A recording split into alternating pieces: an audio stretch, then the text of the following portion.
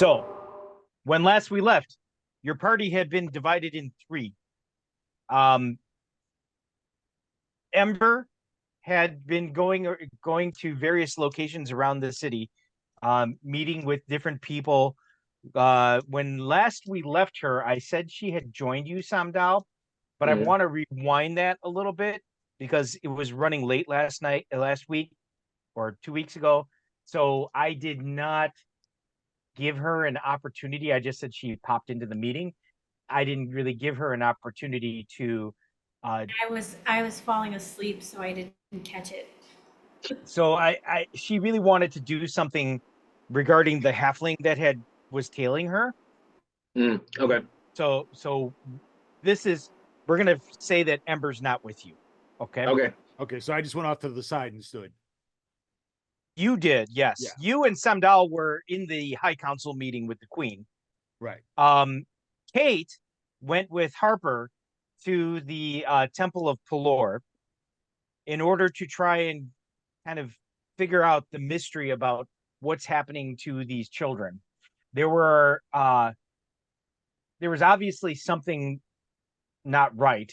You came across several children that were uh, almost standing transfixed and not responsive. Um, and then Harper wanted to go and investigate, and she was going towards the temple itself in order to do that. But she had turned invisible with you on her. Um, Ember was being followed by a halfling who had followed her all the way up to the castle gates. As she approached the castle, the halfling decided to kind of hang back. And that is where we will pick up right now. Sam Dahl um, and Sledge, you are in the High Council meeting, and you see high tea is over, and they're getting to the business at hand. You see that the Queen is there, and she says, "Thank you very much for everyone for being so flexible and meeting me here on the terrace. As you may already know, last night there was an attempt on the life of the Crown Prince, and for safety's sake, we Captain Samdal Thacker has requested that we remain sequestered here in the Queen's Tower at least until tomorrow." And you hear like people go, "Oh, I don't know about that," like they're looking around, and some of them look back at you. You see that Lord Ethord looks at you, and he kind of gives you a nod, like that's a good plan, you know. Okay. Um, Several of them actually like nod their heads, but a couple of them are like, you see that the head of the Bankers Guild goes, "Well, my lady, with all due respect, I hope that the the crown the crown prince is safe, of course, first and foremost, and that you are safe. But there are some concerns. It is in the prince and the lady make an appearance at at at the festivities at the year closing, which is set to begin in just 5 days." She says, "Oh, fear not. I will be there, and so will the crown prince. But there will be extra security, and you should know this." She says, "We have a lot of business to attend to before we get to the celebration. So, where shall we begin?" And you see the Bankers Guild representative stands up again, and he says, "If I may, we of the Banking Guild are worried about unpaid taxes and interest from Abbey Nakme. They have been very, very late, and the coffers are starting to be depleted. The Bankers Guild has financed the rebuilding of this entire city, and it is important that the other cities of the realm what they are due. Unfortunately, it seems that Binakme fears no repercussions for their lateness. They're paying their tribute to the crown, and something must be done about this. You see, she says, I agree. Something must be done, but it must be done through diplomacy. Can I speak? Yeah, you can speak. No, I asked the queen that. Oh, she says, she looks at you for a second. She's like, really? You want to talk about this? Okay. But right. she like nods her head. She goes, of course. I say, listen, as a church or a temple in the city, Abbey Nakme is important right now, especially with the defense of the city and the growing of the new sorcerers and wizards in order to help with the city and help with the people get back on their feet. So I feel that this is something that is necessary, and they have no money coming in right now. They are not charging anybody for anything, not food, not lodging, nothing. It's just learning and teaching like a school. So I would hope that we could hold off on some of this talk until they get back on their feet and start receiving some sort of payment in money. The queen says, I agree. Although Abbey Nakme was virtually unaffected by the war, they have still taken in many of our citizens and provided for them in time of need. We must not be overtly pressuring. We must not overtly pressure them to pay what they are due. I will speak to the governor of Abbey Nakme, and we will come to an agreement. Which also brings me to the next item on the agenda. There are a number of dignitaries that are visiting the from different territories. The Queen of the Elves and the Dwarf, the King of the Dwarves, the King of the Goblins, the Governor of Abbey Nakme and the Governor of Kilorgan, the Governor of Tir Asleen, and one of the royal emissaries of Parth. All right, you hear people like, "Oh, what?" And you see that one of the merchant guilds people says, "That's outrageous. Why would we invite Parth to our year-end celebration? Parth was responsible partially for the war. They joined forces with the Mad Mage." And she says, I am aware of this, but it is important that we must remain diplomatically connected to Parth. They have offered, and they have offered to attend and send an emissary, and we have accepted. She goes, but we will keep a close eye on Parth and their business in our city. I say, trust me, we'll keep a good eye on him. I don't trust him any more than you do. All right. You see that somebody else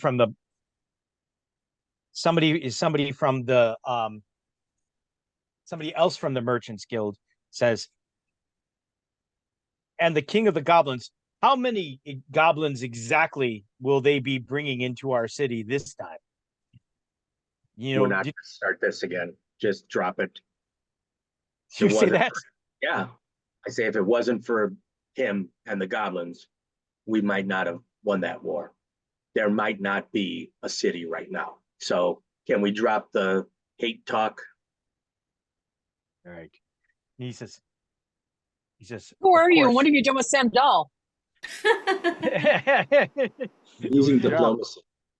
All right. You see, he says, very well then. He goes, but then since the captain has chosen to participate so openly in this council meeting, I would also like to raise a question to him and, of course, the Queen Mother. Yes, I know what you're going to say. He says, there are thieves moving around the city, and there's a shortage of security by the city watch. Many of my merchants have complained that they have been strong-armed into a protection plan that's being provided Hey, by you the already took care of that. by by by a few of these brigands that have moved into the city. He says, "This is of utmost concern of my constituents. What will you do to protect the merchants, Captain Thacker?" And first of all, we already took care of the brigands, or the one in charge of the brigands that were strong arming people. He is gone from the city. He is no longer here. Secondly, I have been hiring new guards, new people. We have been training constantly. So there will definitely, even in 5 days, there will be a lot more guards available. And I am also on the trail of a fiend that has come to our city that is here for a reason we don't know yet, but I'm afraid it has something to do with the Pelor artifact. You see that brother brother Anselm looks at you like, "What?" That's what I fear. I have Hmm. nothing to back that up, but let's just say they are not human and they are from Ravenloft. You say you hear one of the merchants goes, "Goblins." God damn it. I don't say nothing. I am not going to start up with in. All right. You see the lady of the Farmers Guild. She says, "Since this is a good time, perhaps this is a good time, since you're already addressing the council, Captain Thacker. The Farmers Guild is very concerned. There are 2 Ettins that have been killing livestock all around the Southlands, around the city. We definitely need something to be done about these giant creatures. They've been killing livestock. They've been threatening our guild members, and there's definitely something that needs to be done. Can can can the city watch be of service, or do we need to hire mercenaries in order to handle this situation?" No, no mercenaries. I apologize that I was not alerted to this, um, but we will take care of it. The Guardians of the Gate will go take care of it. You tell them You 3 of them hear are dead. you see she goes, "So you and your companions will handle this personally?" She says, thank you, my lord." She looks very happy. And you see the queen kind of gives you a look like, "That was good." All right. Sledge, what are you doing during all this? You just kind I'm of just observing. observing? Yeah, because my character doesn't really know the history so much. So he's Yeah. just kind of watching how people negotiate. All right. Well, and then part of it, what you can do also is just kind of watch, if you wanted to like zero in on 1 or 2 individuals and just keep a close eye on how they react during these Primarily the conversations. people, the people, was it Pelor? The Brotherhood of Pelor. Yeah, those are the guys I'm really keeping an eye on. So you're really watching Brother Anselm during this, Yes. right? Yeah. Okay, very good. That's what I thought. Actually, give me a perception check.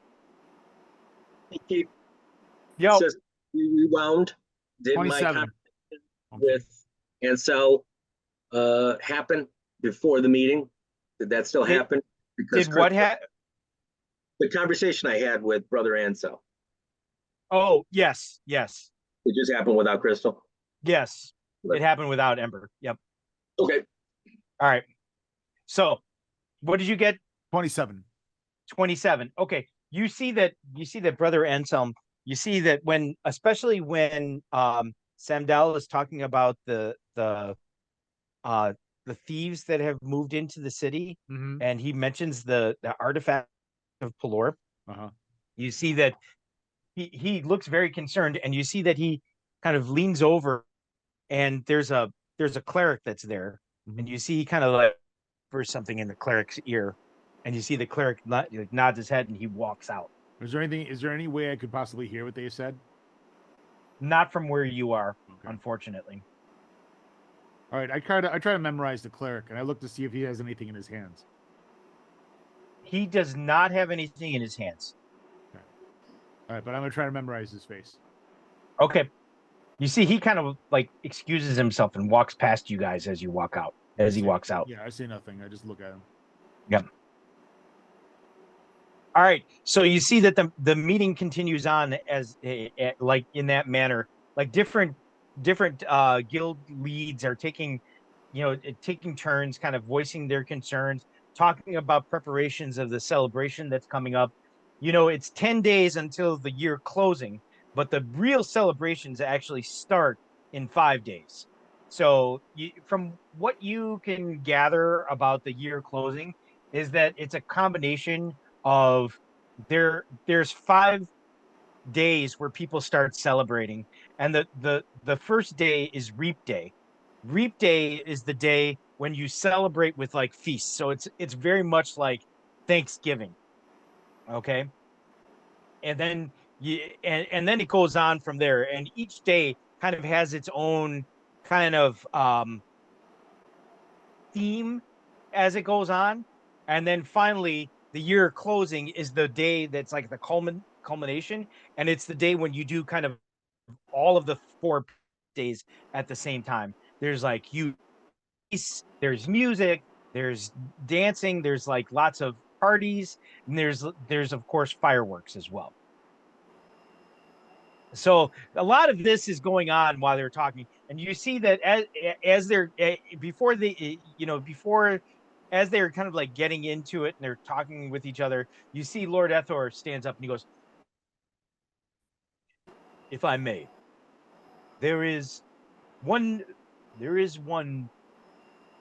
item I would like to raise that is not on the agenda."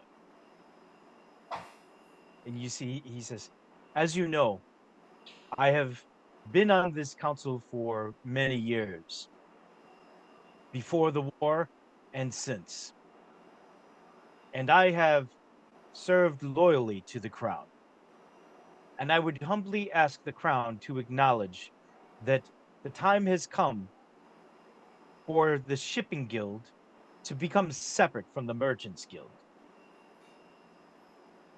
We need our own voice at the table." And you see that the merchants are like, they're looking at each other like, what the heck? What's this all about? You see one of them stands up and he goes, "Ethor, I think that this is not the time to raise this issue." And he goes, "Actually, I think it's exactly the time. You and I have had private counsel and there has been no movement on this measure." And he goes, "And now I would bring my request directly to the crown. My lady, it is time for the merchants guild and the workers operate, and the shipping guild must be formed. There are more than enough of us, and we have contributed many taxes to the crown, and I believe that we are deserving of our own seat at the table, not a seat at the council of the merchants." And you see the merchants guild member stands up and he says, "This is outrageous. I feel like Lord Ethor has overstepped his reach. While they do contribute, they are not bringing in enough revenue. You can ask the banking guild." You see the banking guild member looks a little uncomfortable and he goes, "Truth, the shipping guild has been the one resource that has been keeping the city afloat during the days after the war." And you see that Ethor just kind of sits and he points at the banker and he goes, "My lady, I will leave the decision to you, of course, and I will honor and respect whatever decision you make." And you see Brother Anselm says, I would like to support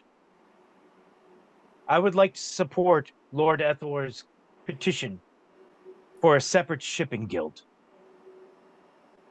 The House of Pelor would indeed like to see a shipping guild form. You see everybody kind of looks at him like, you see the merchant guild member goes, "What do you know of it, priest? You know nothing." All right, you see a bunch of people start like yelling now at everything. Ethor just kind of calmly sits down. You see he's very kind of calm and cool about the whole thing. And you see that they're all starting to argue. You see that the queen stands up and she says, "Enough, I've heard enough." He goes, "Lord Ethor, your petition has been heard, and I will respond after the year closing, at the first council meeting of the new year. We will consider it new business for the next council meeting." He says, Thank you, my lady. I expected none less." Keith, Yeah. can we just rewind just a little bit? Yeah. When the cleric left, I wanted to try and get Sledge's attention Okay. without going, "Hey." Yeah. Well, he's standing next to you. Yeah. Oh, I thought he was across the room. No. I just stepped back to the wall. Since Crystal didn't come here, I didn't go by her. I just stepped back. Well, that's why I thought I was closest to the water there. I thought I was over there. Oh, okay. So you move. Okay. Yeah, that's fine. You can get his attention though, for sure.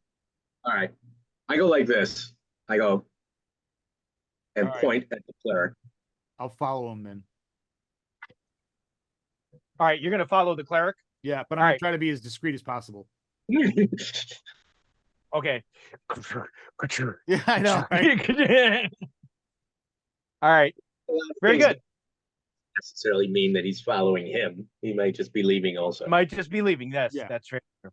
Okay. So then since we did a rewind, Sledge, you were not there for that whole conversation about the shipping guild. Okay. It was just heating up. Okay. I missed all the good stuff. All right. I'll come back to you guys. Ember. Yep. So as you approach the castle, you see that the halfling that has been following you starts hanging back. You see that now when you walk up towards the city watch that are in front of the castle, they both he definitely hangs back farther. Okay, well, I don't walk all the way then. Are there any like merchants or shops near like the entrance to the castle, or is it just houses? Here, let me show you. Hold on a second.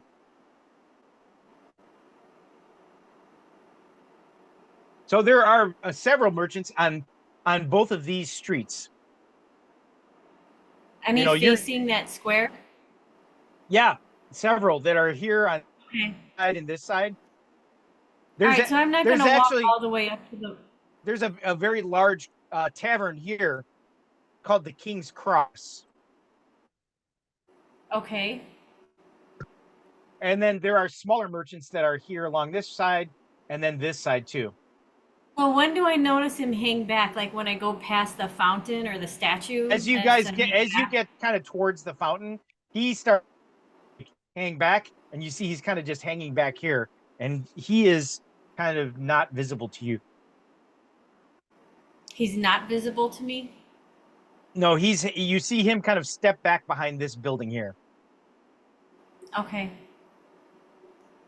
All right, I'll go around then and go towards the tavern.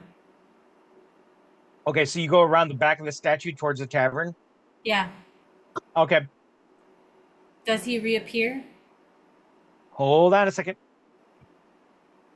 I shall tell you. Yeah, you do see him. You see him kind of casually come out around the corner, and you see he's just like walking around, like. Really bad at his job. All right. Is he moving toward? Is the tavern like open? Like, Yeah. open air, like you could sit in it and be outside or see outside? Yeah, actually, this tavern, because it's of its proximity to the castle, it is one of those, like, there are tables outside, the shutters are open, and you can see inside from the street. So Okay. you can sit inside, but like technically be outside as well. All right. I go and sit. So, All and I right, just kind of keep an eye on him. all right. You see, he kind of just like casually walks past you, and he just kind of goes around the corner, and you see he kind of just disappears around this side. All right, I'm gonna hide in shadows and see if I can sneak up on him around the corner. Oh, you're gonna like go through the tavern? Not him, yeah. So you know that you actually could walk through the and out through the back and kind of hide in shadow. Okay, then I'll do that. There's actually I can't believe I actually drew this. There's actually stables back there too. Oh wow, you sure did draw it. Is that a horse's butt I see? Could be. Yes. All right, do I need to roll? Yes, ma'am. 14. Okay. So you hide in shadows and you kind of like move through the tavern. It's like midday, right? Mm-hmm. So it's a little after midday. So it's not really busy at this time. Nobody seems to notice you. You kind of blend in, you disappear into the shadows. You come out on the other side and you can see the halfling is very kind of like he's just like leaning up against the wall and he's like kind of trying to keep an eye on the front door. Okay. You could try to like get across the street when he's looking away. But it would be challenging for you to do that in the middle of the day. There aren't a lot of shadows. It would more like be like a sprint across the street and then jump into shadows. So he'd have to be looking away in order to do that. My toes. Hold on a second. What? Cat, playing with my toes. All right.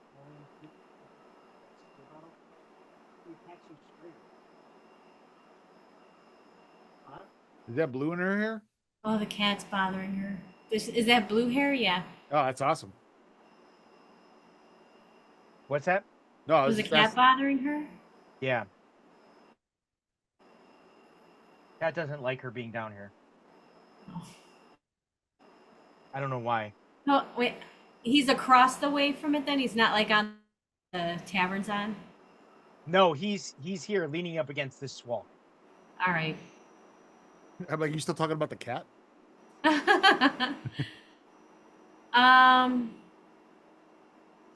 So can I can slip out alongside the building and be in shadows and just like step out in front of him then? I can't, otherwise there's no way to sneak up behind him?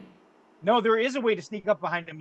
But you would have to actually go this way, do a climb walls, run across this street, and then jump over this fence, and you can come around this way. He doesn't seem worth that much trouble. All right. I mean, there is a way for you to do it, but it would be like the long way. And it would take, it sounds like it would take like a half an hour. No, you could do it quickly. Could I? Yeah, under 5 minutes. All right, then I'm going to do it. All right. So you kind of sprint across this courtyard, and then you have to climb up onto this rooftop. Okay. Run across the rooftop and climb down. So Okay. that's first. You're trying to stay in shadows too, right? Yeah. All right. So first it's climb walls, then it's hide in shadows. Okay. Climb walls is 57, so I did that. Okay. Hide in shadows was 56, so I did that. Okay. Now, Now you're what? you run across the roof and you're on the other side. Now you have to climb back down. You don't have to worry about hiding in shadows here because you're not in sight of the halfling. Okay, the climb down was 72. I still did it because I have 109 is my percentage. So I you really climb just down. have to roll up. If I don't roll 100, I made it. Yes, yeah. And then I have to run across. Yep, run across. and then Climb back up? hide in shadows. No, you don't have to climb. You can just jump over this little fence, and then across this courtyard, Okay. you could come up behind him. But you have to do hide and Okay. approach him. Hide in shadows to And- approach him. Yep. Okay. Yep. 39 for my last All hide right. in shadows. All right. So you're standing right behind him. You see now, by the time you get there, you see he's taking out a little pipe. And he's smoking his pipe. That son of a bitch.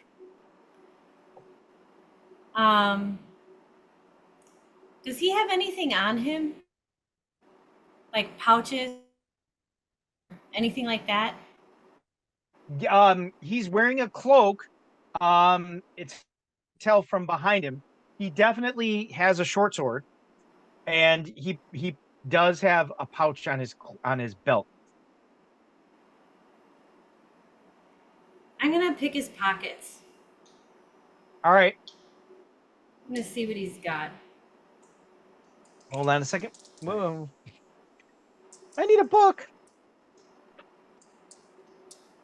I'll be back.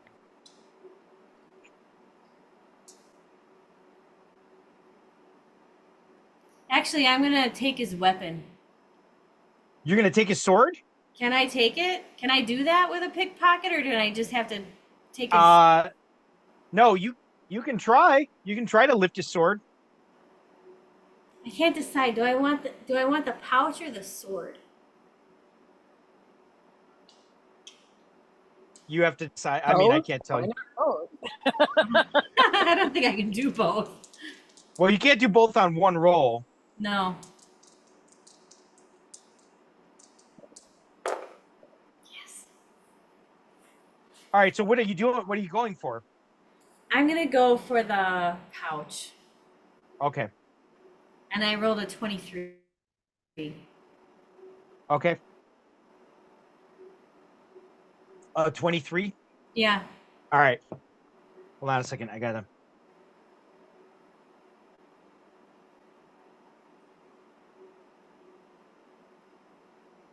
He has.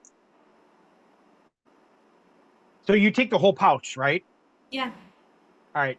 So you see that you lift the pouch off of him, and you see that in the pouch, you see that he has a piece of chalk.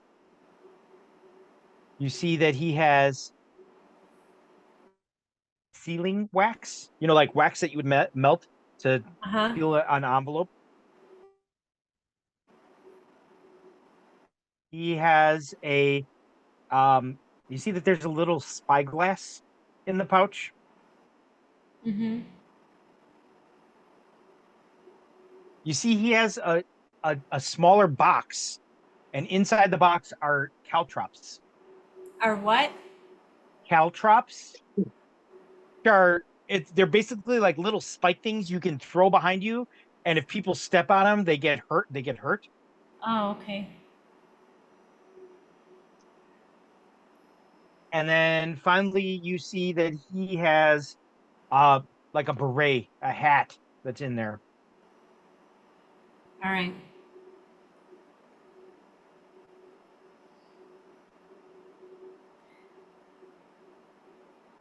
Okay. Did you write that stuff down? Hang on. Let me write it down. No, I didn't. I wrote it down. Yeah, sure you did. I'm not even 100% sure you write anything down ever.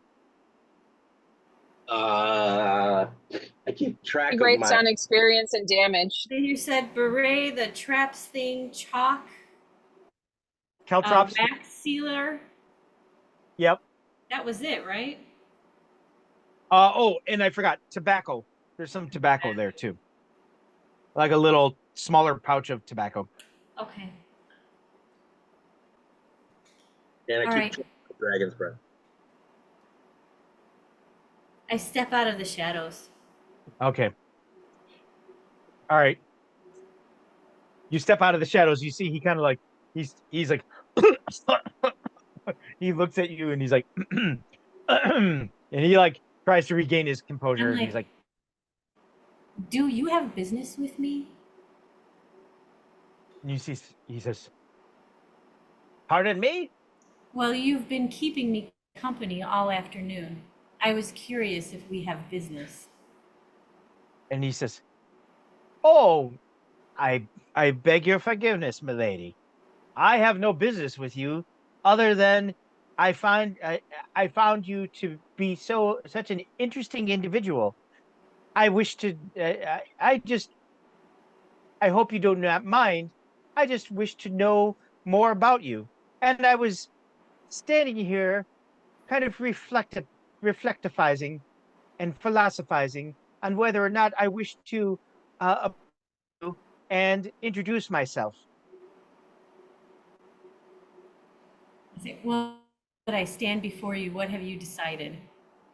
And he says, "Well, I have decided that you are obviously a much more interesting person than I thought, because last I was aware, you had entered that yon tavern, and yet you managed to uh, somehow sneak up on me from yonder field."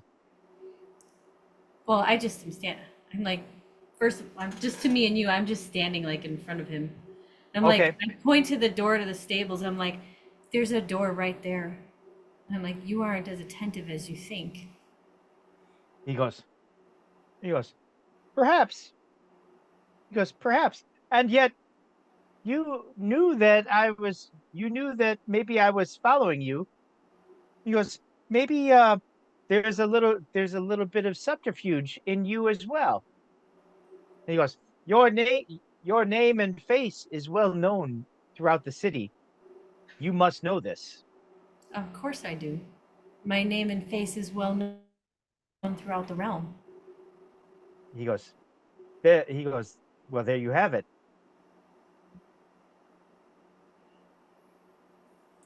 And he goes, "Allow me to introduce myself, because I already know you, Lady Amber."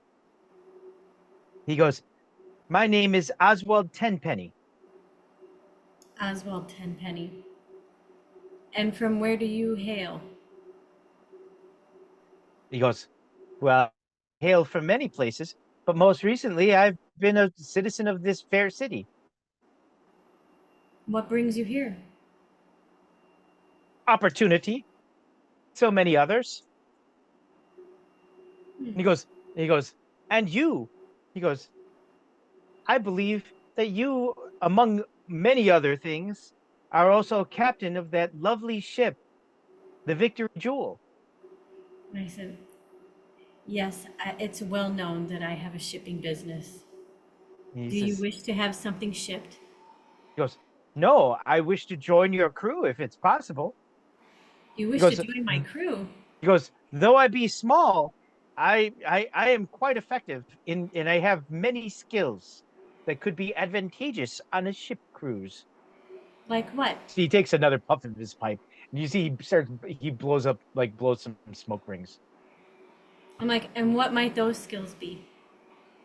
And he says, "Well, I am I am excellent at acquiring things, and from what I understand, you are in need of scroungers on your ship. Hmm.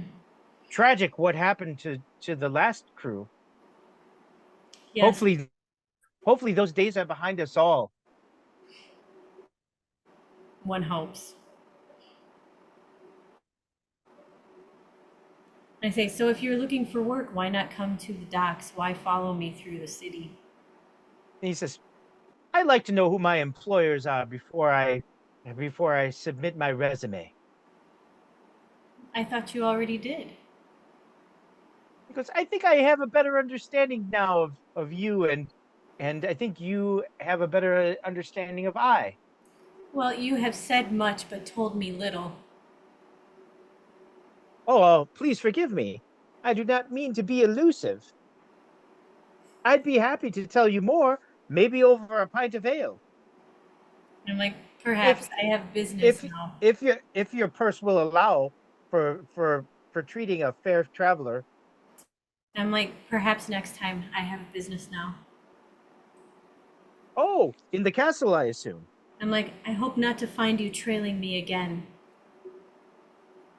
Well, I hope that our paths will cross, though. If I were to submit my resume to join your crew, where would I go? How would I go about that? What would be the best way for me to do that? And I'm like, check in at the docks. And may I use you as a reference when I do so? And I'm like, I'll speak to my crew about you. He goes, excellent, good. Well met, fair lady. It has been a pleasure and an honor to actually speak with you in person.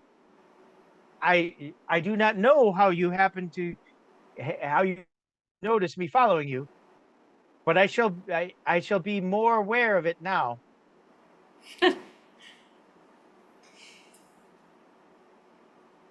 All right, kind of like walks away. Care. Well, he goes. And then I Well, go, I suppose if you're not buying, then I shall have to treat myself to a beverage. I'm like, I don't have time for a pint right now. Maybe next time. Of course, of course. I'm not buying this guy a drink. Fuck him. Yeah, he hasn't told you shit. All right. So when I get inside, is there somebody that I can ask to deliver a message for me? Is there like a place where there are messengers in the castle? Well, I mean, there's city watch everywhere. But they're not messengers. They're guards. Like, are there Oh, people that like yes. just deliver messages? You mean pages? I just need to bring a message to Bert for me. Yes. Yes.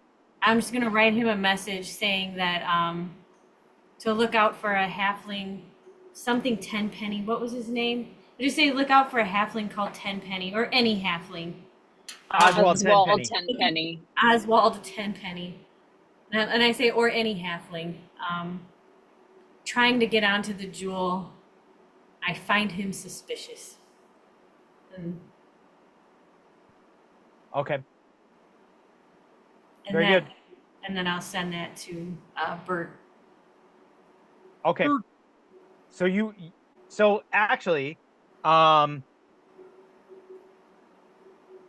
in the Because just the accountant stayed at the house. Bert went back to the ship, right? yes. That You makes go. sense. The accountant would like the posh surrounding. The other guys are like, no, we'll go back to the boat. Yeah. Actually, you can go to the servants' quarters and just ask one of the maids to go and deliver that message for you. Okay, that's fine. So that would be like 14. One of the 14s. You can go to the servants' quarters, Okay. or you could So also I'll do just that now. you could also just go to the kitchens. What an awesome job for a bunch of orphans if they were looking for work. So I'll go to whatever is like closest to the way in as I'm gonna head up. All right, actually, the kitchens are closer. So I'll stop there.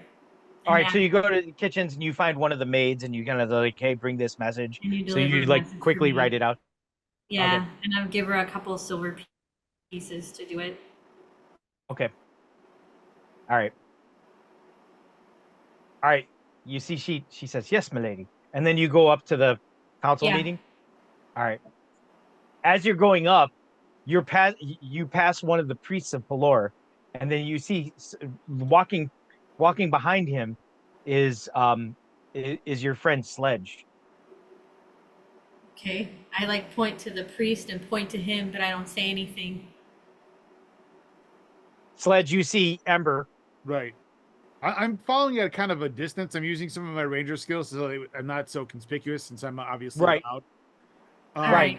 But I kind of nod at the All right. So guy I I'm just following. wave and don't say anything. Okay.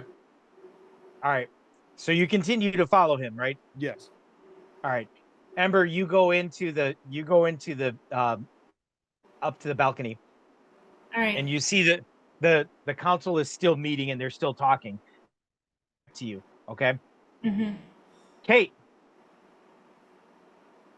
Yes.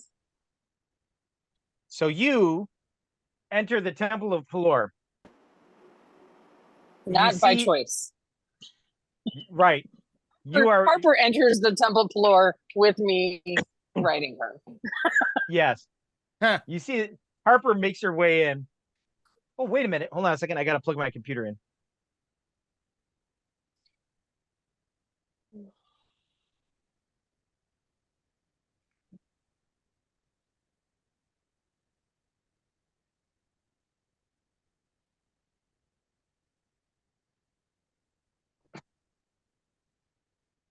Sorry about that. All right. So you enter the floor and you see that there is, you know what? I'm going to go to the map instead. Okay. So you see that you walk up a some stairs. There is a large double door. The room is filled with pillars, and you see that light is filtering in. I can actually show you. Light is filtering in from a dome ceiling over a raised dais in the center. You see that there is an altar at the center of the dais. So this is basically this, Okay. I just got so it. you know. Um, so you see that the room is filled with natural light, and it's beautiful and sunny in here. The pillars have like they're covered in gold leaf relief kind of sculptures of different stories, you guess, of Pelor.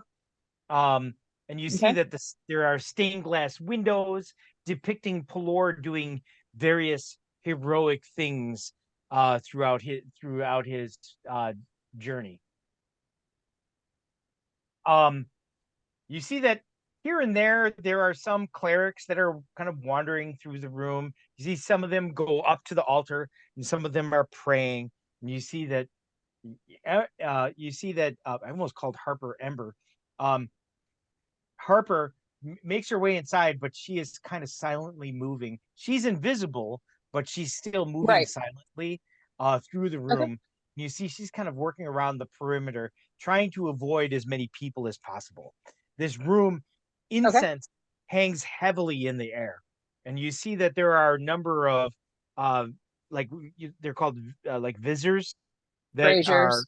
yeah Yeah. that are burning incense throughout the room. They're hanging from chains from the ceiling. And there are also a few candles here and there, but it's mostly this room is lit by natural light. And it's almost like the sun is almost amplified in this room because it is autumn and the light, even in like mid-afternoon, is starting to wane a little bit. But in here, Right. the gold on the wall seems to kind of reflect all of the natural sunlight in here. All right. Okay. And you see that there are a couple of clerics will come in and out of these doors. And you see that Harper makes her way over to one of the doors and she kind of stands by one of the doors. And you see that as somebody comes through, she slips her way past. Let me roll a percentile to see if she can move silently. Okay. Ooh, 20. Yes, she does it. So she successfully moves past the cleric before he closes the door behind him. So now she's standing in this room. You see that at the back of this room, this is kind of like a rectory. You see that there's a kind of a raised dais here. There's a smaller altar, and you see that it's more like you guess that whatever ceremonies happen in the main chapel, the items for whatever kind of thing that they're going to do are prepared here. You see that on the top of this there is on the top of this dais there is an altar, and you see that on the altar there is a large kind of cabinet with a big lock on it. Okay. I do reach out to Simon to let Sam Don know about the boy that we freed and sent to him. Okay. So he's aware. and I described the state he was in and the method we had to use in order to get him out of stupor. Okay. All right. Okay. Simon says, right. He's talking a lot right now. I don't want to interrupt him, but he seems like he's playing the politician quite well. That's surprising. I say that's fine. Just, maybe whisper in his ear when there's a break or you have a moment. He says, "Oh, okay." And he goes, "By the way, that priest, that high priest of Pelor, he's acting creepy. Because I think He is creepy. I think he sent a cleric out, and Sledge is following."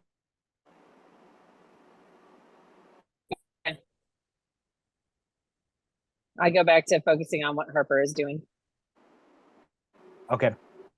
All right. Harper, you see that she's making her way over to the cabinet, and you see that she's reaching inside her cloak, and she pulls out some tools, and she's gonna pick the lock on the cabinet.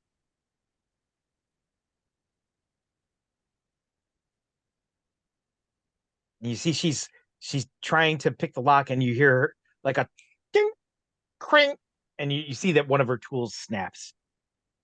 She's like, "Darn it." She goes, "I don't have the right tools to do this."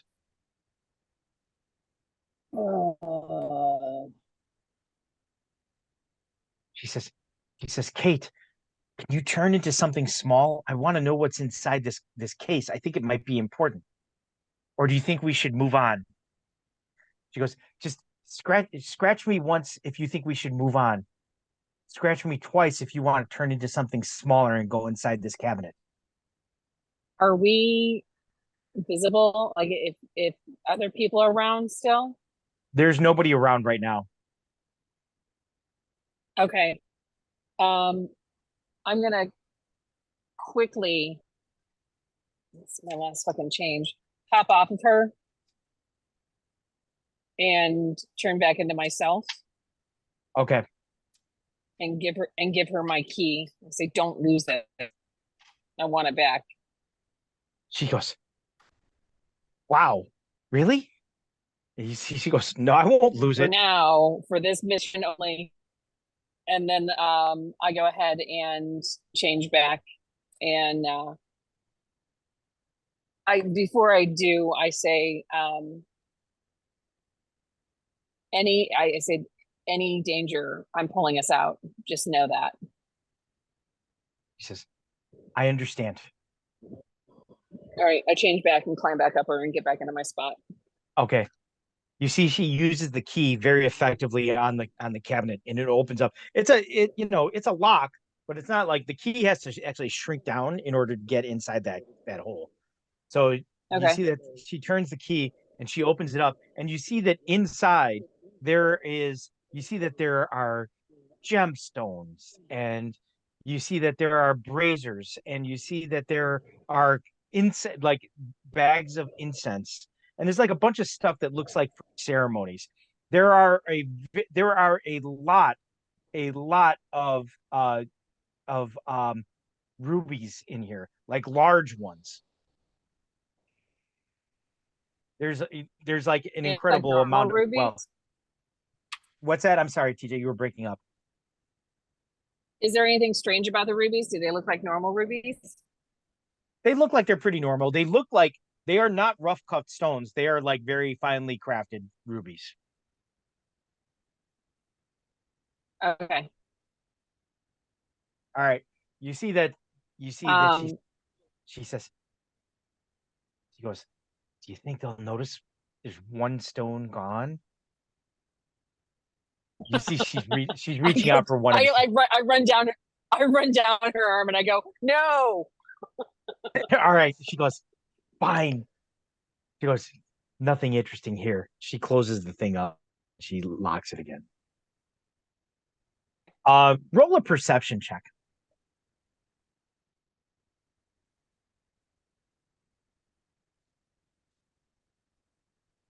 It's 20 difficulty 20.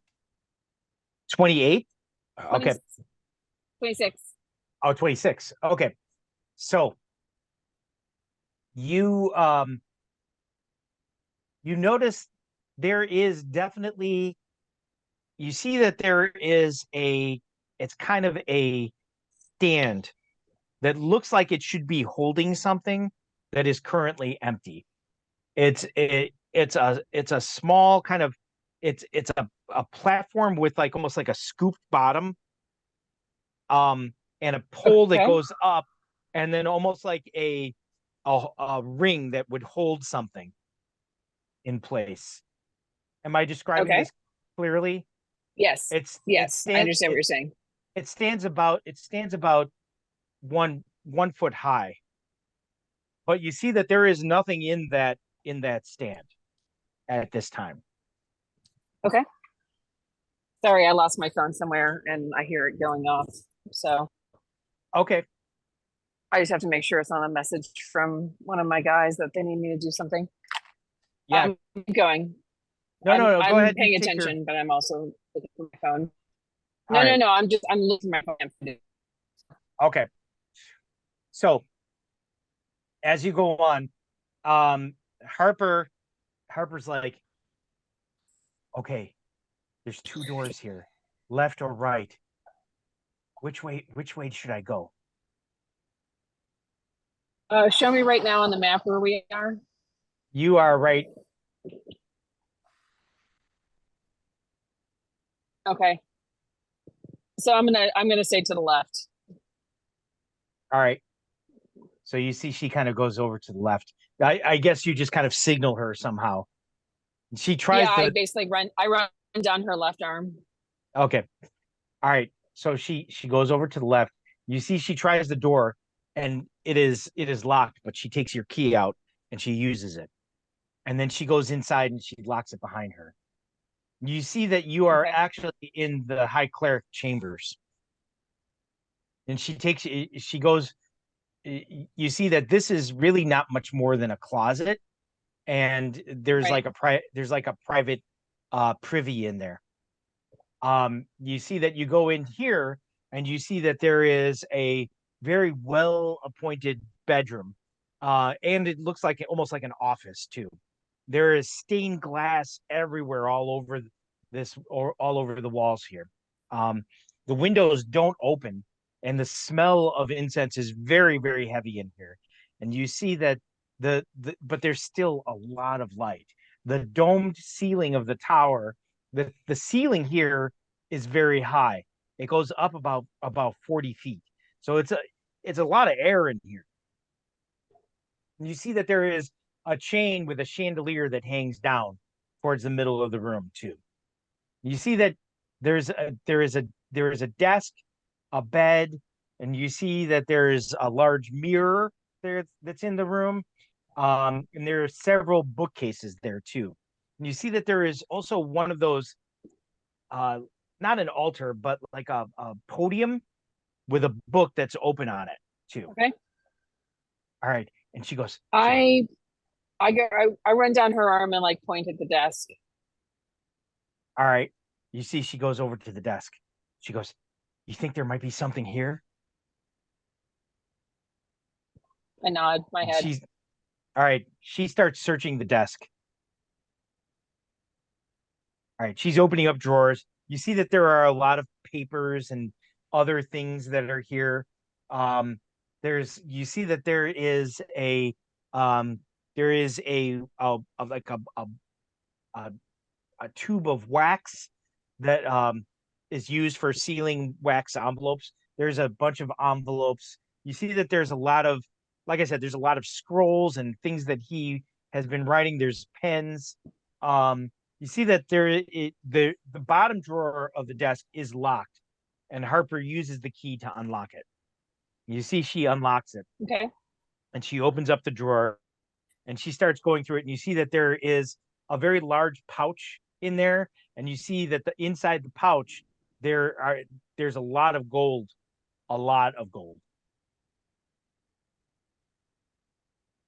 Okay.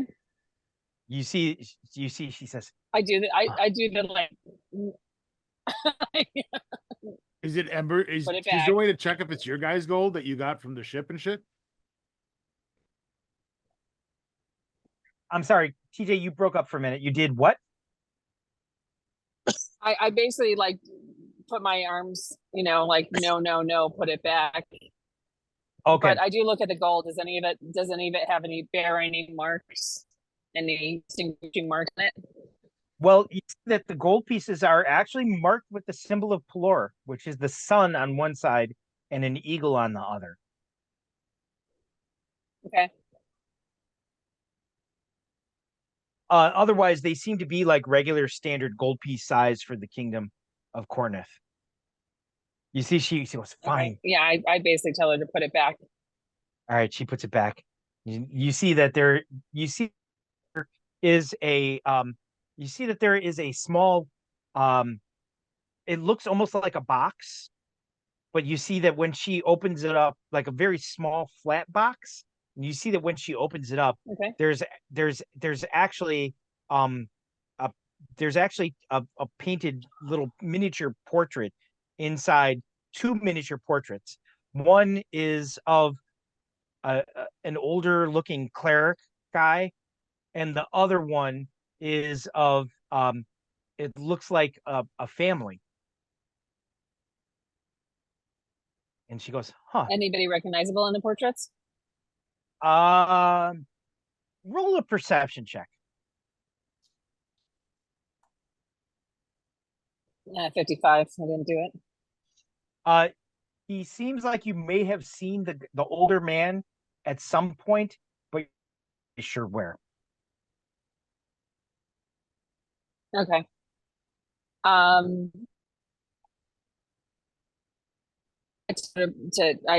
do the same thing, like put it back. All right. She's like, fine. And I make this movement like a book. All right. She's like, okay, go look for the book. You Yes. want me to look for the book? All right. You see that she goes over to the book, and you see she's looking at it, and she goes, and you can see it too. She goes, I don't know what language this is. This is like some kind of cleric book. I mean, I recognize Pelor, the word Pelor, but I don't recognize any of these other words.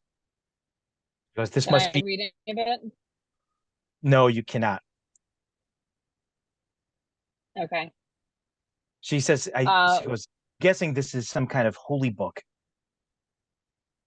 Was there any other? It could be wouldn't be a spell book because that would clerics pray, just like I do. Were there any other ledgers or anything in the desk? There were That other ledgers and things like that. They had like Yeah. Mm-hmm. So I point back to the desk. All right. All right. You see, she goes back to the desk. She's going to search the desk again. And she goes, Okay. wait. She goes, wait a minute. Ember showed me this before. And she pulls out the drawer, and you see she reaches on the bottom of the drawer. She goes, yes. And you see she pulls out a key. And she goes, what do you think this opens? I look over the ledger. All right. You see that the ledger's got a bunch of different numbers in it, and you see that there's different categories. People are being paid. You see that there is there's like a category for tithes and earnings, and you see that there's interest, and then there's Bankers Guild tithes. You see that there are other different leaders of the community who are contributing. It lists a bunch of leaders of the community who are contributing to the Church of Pelor.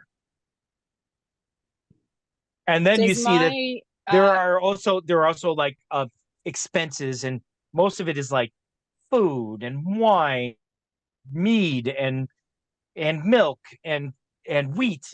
There's like different things that are like expenses in there too. But nothing that's like, how many people they're selling or stealing. Do my innate racial abilities work when wild shape? Um, Unfortunately, no. You have Okay. the abilities of And the animal that you are, so you wouldn't have okay. like you wouldn't have infravision if that's what you're asking me. Okay. So I point at the key and I point around. Let's find out where the key goes. Hold on a second. And now I'm staying like more on her. Now I'm staying more on her shoulder and like sniffing as well. I know I'm not going to be able to smell much with the incense, but still trying Okay, to sniff out any irregularities. okay. So you're kind of like sniffing around. And you see she's looking around. She's all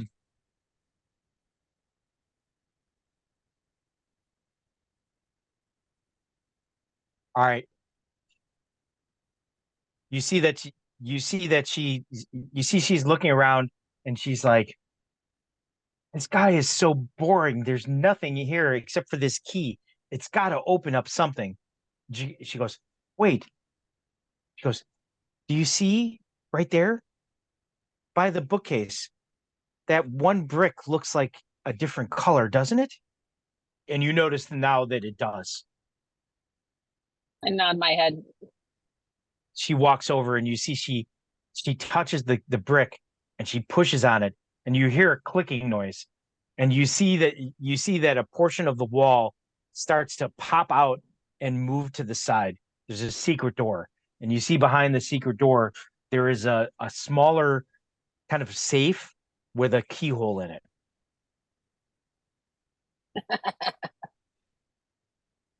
All right. All right.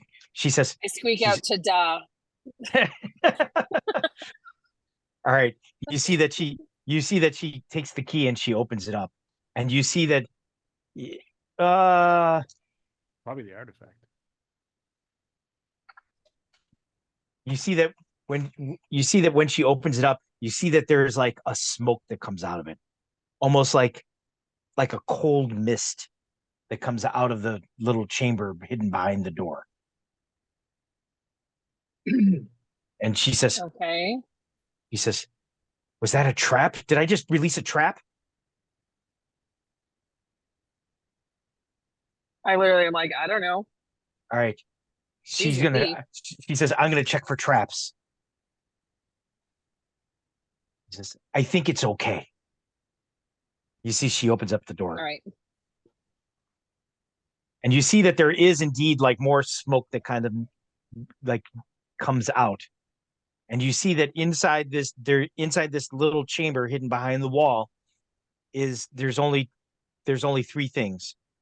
You see that there is a black book, and you see the black book also has looks like what appears to be like carvings into it, built inlays into it that look like webs. And you see that in the center of the cover of the book, there is a red gemstone. And the gemstone gives off an eerie red light. And you see that also there is a bottle of ink and a black pen. And the black pen has like an almost looks like a horn that's been twisted and it's curved on the end. It definitely gives you the vibe that it is out of place in the Temple of Pelor. Oh, we need to take all of these.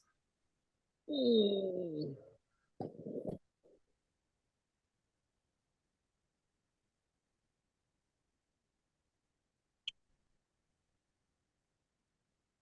Does she have any stacks or does she have anything curious in, does she? Did you ask if she has any sacks? Yeah, anything to carry. I'm sorry. It's the concert starting, so my data is wonky. Yeah, no problem. She has any Yes, this. she can put it in her backpack. Okay. I like touch her cloak and like put my hands underneath the cloak, like grab it with your cloak. Don't touch it with your hands. Let's see if she understands what you're instructing her to do. Okay. She does. She interprets what you say. She goes, yeah, I don't get a good feeling about this book. This is an evil thing. I don't want to touch it. Is that what you're saying? All right. Yes. You see, she takes her cloak and she kind of like puts it around the book. She goes, should I take the pen and the ink as well? Yes. Oh yeah. All right. You see, she does the same. She puts the pen and the ink and she puts that in her bag. Don't we know what this is? Okay. And then I'm like, I literally say like, lock it up and let's go. All right. You see, she's like, yes, let's get out of here. I've got a bad feeling about this place now. All of a sudden, this book gives me a very bad feeling. All right. You see, she locks the thing and then she turns around and she goes towards the door. And she locks the door after her. And she makes sure to put everything away the way that it was, or at least as far as she remembers as it was. Does she keep the key or does she put the key back? She puts the key back. Okay. She puts the key back. And then she uses your key to like lock the drawer again. Okay. Roll a perception check.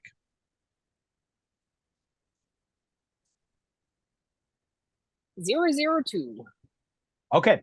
So you notice that she left the book that's on the altar. She left it she left it closed. It was open when Okay. you came in. I point back at the book and I'm like, All right. She goes, oh, right. She goes back over there and she opens up the book. She goes, I don't know. I can't remember what page it was on. we did Language our doesn't make best. any sense to me. She goes, I'm like, it's just going to go, have to go, be. go. I point to the door. All right. So she goes to the door and she goes out this way. She is waiting for somebody to open the door for a minute. She's like, forget it. I'm just going to go ahead and go through. And she opens up the door and she goes through. She goes, hopefully Okay. nobody sees the door open on its own.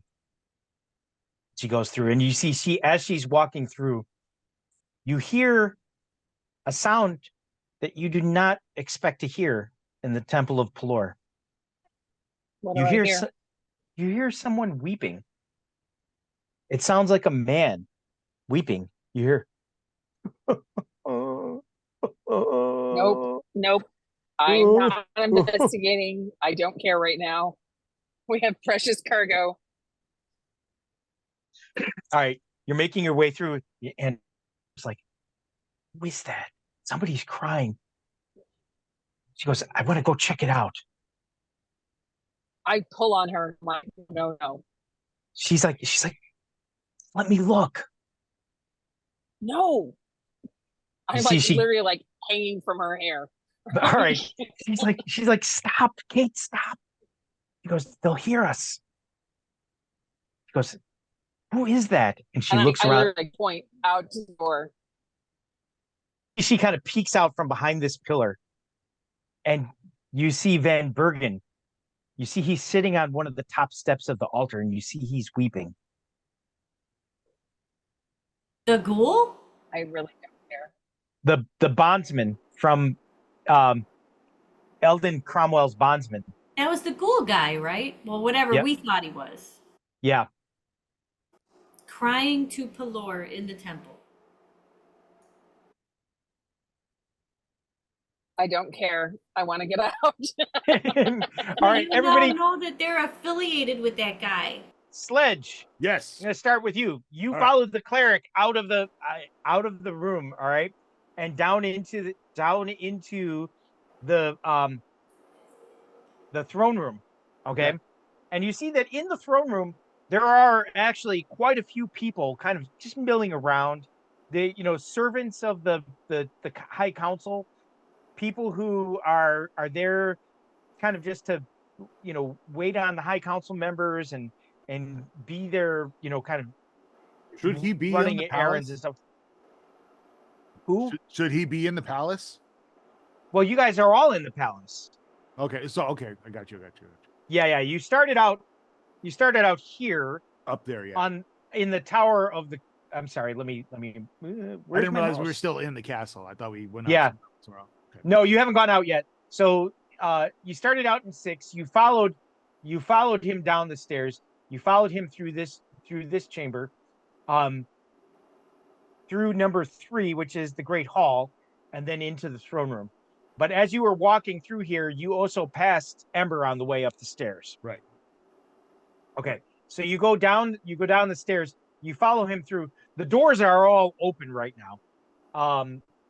The palace right now is actually, it's pretty warm, even though it's cold, getting colder outside. And you see that everywhere there are these like little kind of braziers with coals in them that are warming the hallways. Okay. Okay. You follow the cleric down, and he goes down and he starts talking to some of the other clerics, and you see they're talking to each other in the throne room. Are you gonna try and get closer to? Yeah, I'm gonna try to overhear be what as they're. inconspicuous, but I want to try to hear what they're saying. Okay. Let me see if they notice you. I mean, there's a lot of people in this room, right? There are quite a few people in this room. Okay. All right. You see that you walk up pretty close to them, and there's a couple of people that are talking to each other. You can try and stand there and pretend like you're talking to them, and eavesdrop on what the cleric is saying to the other ones. Okay. I'll do that. All right. You see, he says, brother Anselm says that we need to check with the at the bank to make sure that the artifact is secure. And he says, of course. He says, and he says, should be the one to go and check? He says, no. He wants Ambrose himself to go to the bank and guard the artifact. Can you find Brother Ambrose? He should be on his way to the castle. Intercept him, possible. He says, very good. I'll do that. And he goes, and you. He goes, I have something special for you. And he says, yes.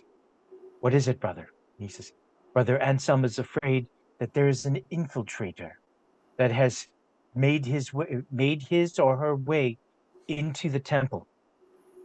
You should go to the temple immediately, and find the infiltrator. They should be secured and brought to Brother Anselm immediately after the High Council meeting. He will see this person captured. This person should not be allowed inside the temple.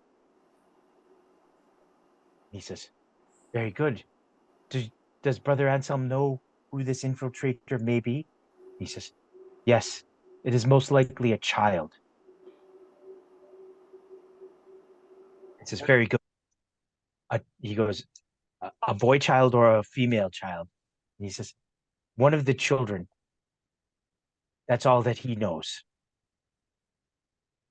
He says, very good. I shall see to it immediately, and I will tell the others. You see, he leaves. Is there a way I can kind of, as soon as I feel like the conversation's starting to wrap up, is there a way I can kind of like walk past them towards the front so that the guy has to walk past me?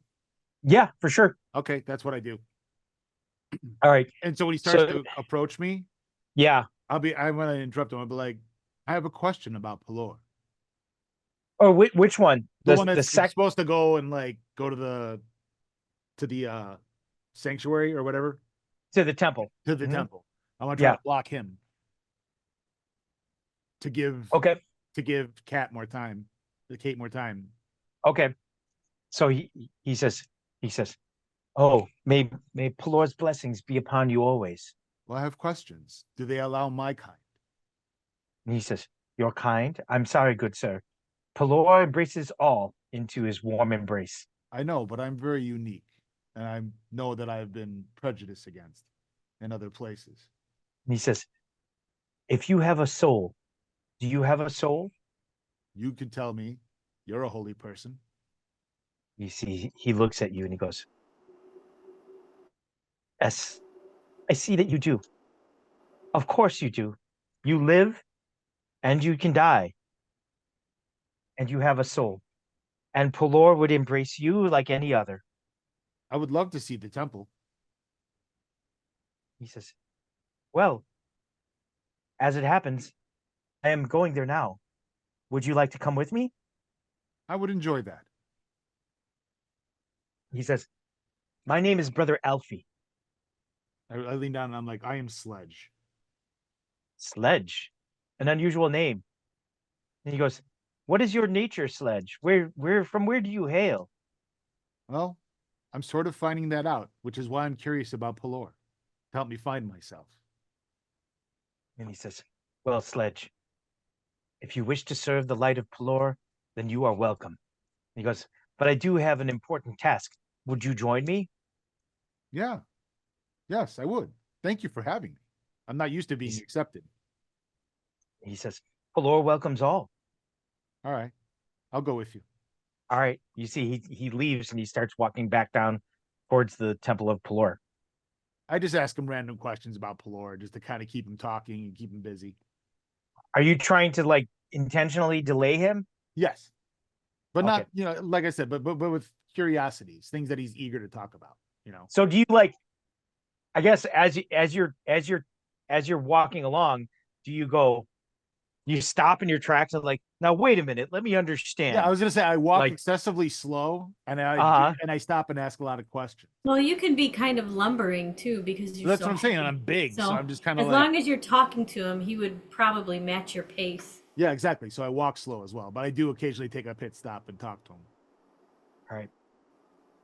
And he says, you see, you can see he's trying to be patient, Mm-hmm. but you see he's also like, I'm so sorry. I do have important business. If we could go just a little bit faster. I do not mean to insult you. Is there any way you could possibly walk a little bit faster? I can try. I mean, I am up. And then you just keep the same pace? Yeah, absolutely. Okay. All right, Ember, you join up with Sandal in the council room or in Okay. the Tower of the Queen. So you see that they're currently talking about preparations for the celebration, and you see that the Bankers Guild, as usual, is like they're like he says the crown can afford to pay for the feast, but we strongly encourage all of the guilds to do their part to make sure that the crown's holdings are not completely depleted on 1 year's celebration. And the queen says, "No, this celebration is a special one. The crown," she says, our holdings will be replenished, and I'm sure that everyone will do their part eventually. But for this, I insist that the crown pay the entire bill." All right, you see they say, "Wow, that's extremely generous, my queen. Thank you." And they're all kind of like nodding, and they appreciate what they're saying. Do you say anything to Right. Samdal when you come in? I mean, he's like right next to her. I couldn't really discreetly say anything to him, could I? Sure, you could. Okay. Then I say Cromwell's halfling followed me here. I said I confronted him and he's asking for a job on one of my ships. He was really evasive, but he followed me all the way to the castle. So he just tried to play it off like he was just shadowing you, He or just pretended he was just curious about me. And I'm like, there wasn't much There wasn't much about him to tell me exactly what he was up to. Okay. Well, let's see if we can find him. He has answers.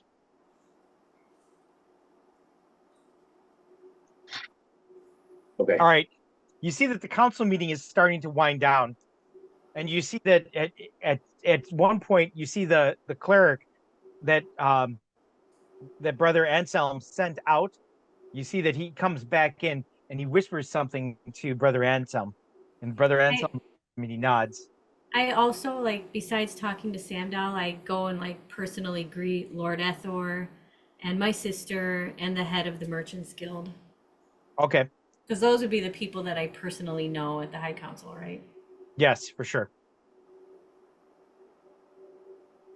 You see that Brother Anselm, he like nods and he looks at him, and then he whispers something back to him, and then he Can nods I and hear walks. them? If I try to eavesdrop on them, like while I'm moving around? No, not from where you are. Okay. Not without conspicuously trying to like go over there. All right. All right. You see that the queen says, and the last bit that I want, the last item on the agenda is that I want the High Council to welcome Lady Downey to the High Council. Her good works in the garden have been instrumental in making sure that all of the people of Cornith are fed and healthy and happy. We are in your debt, Lady Downey, and we welcome you to the council as the representative of philanthropy in the kingdom of Cornith. You are the chair of the Council of Philanthropy. I start clapping. They all start clapping and they're like, I'm like, well deserved. Like, just to make sure that they don't sit there awkwardly. yeah, they did. Actually, they did kind of sit there awkwardly, but they follow your lead and they start clapping. You see that there is a couple, the Bankers Guild people do not clap. And you also know that I stare them down coldly while I clap. notice that Brother Anselm, you notice that Brother Anselm doesn't also not clap. I don't care if he doesn't clap, but I definitely stare those bankers down. I have a lot of my money in the bank.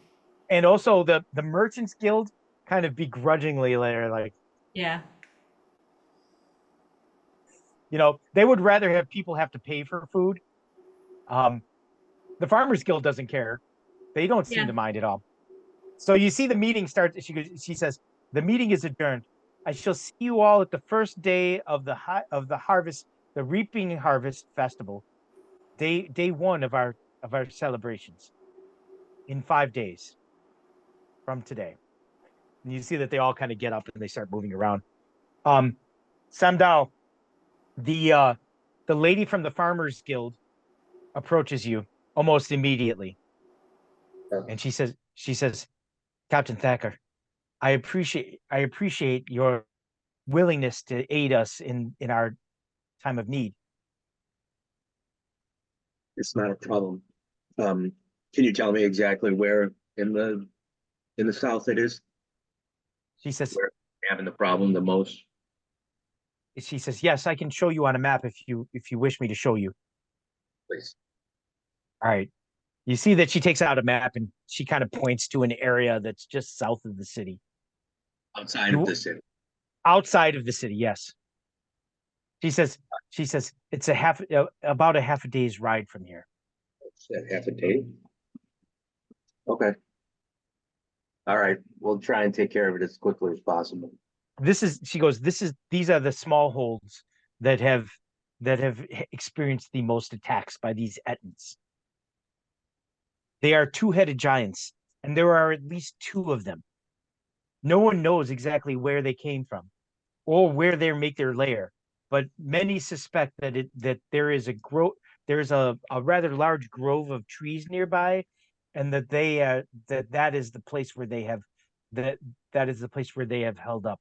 There's been smoke rising from there. Even the Ettins, I guess, need to cook their food. She goes, so far, many farmers have lost their lives. We know of at least 3 that have tried to fight off the Ettins that have died. What are they called? Ettins? Ettins.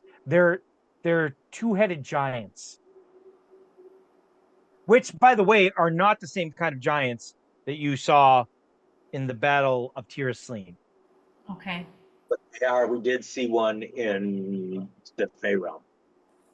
Yes, you saw an Ettin in the Fey realm. Okay. All right. I say, yeah, I'll get there as soon as I can. And she says, may I tell my people within the next 3 or 4 days? Yeah. Would that be too much to ask?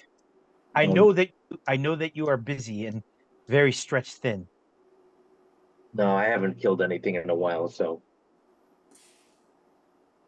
She goes, very good then. Me neither.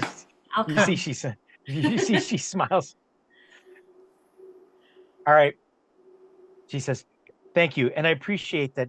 I appreciate the City Watch doing this, even though it is beyond the walls of the city. The farmholds are part of the city, even though we do not lie within its walls.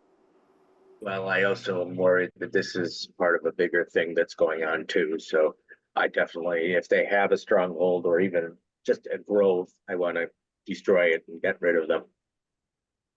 She says, I understand.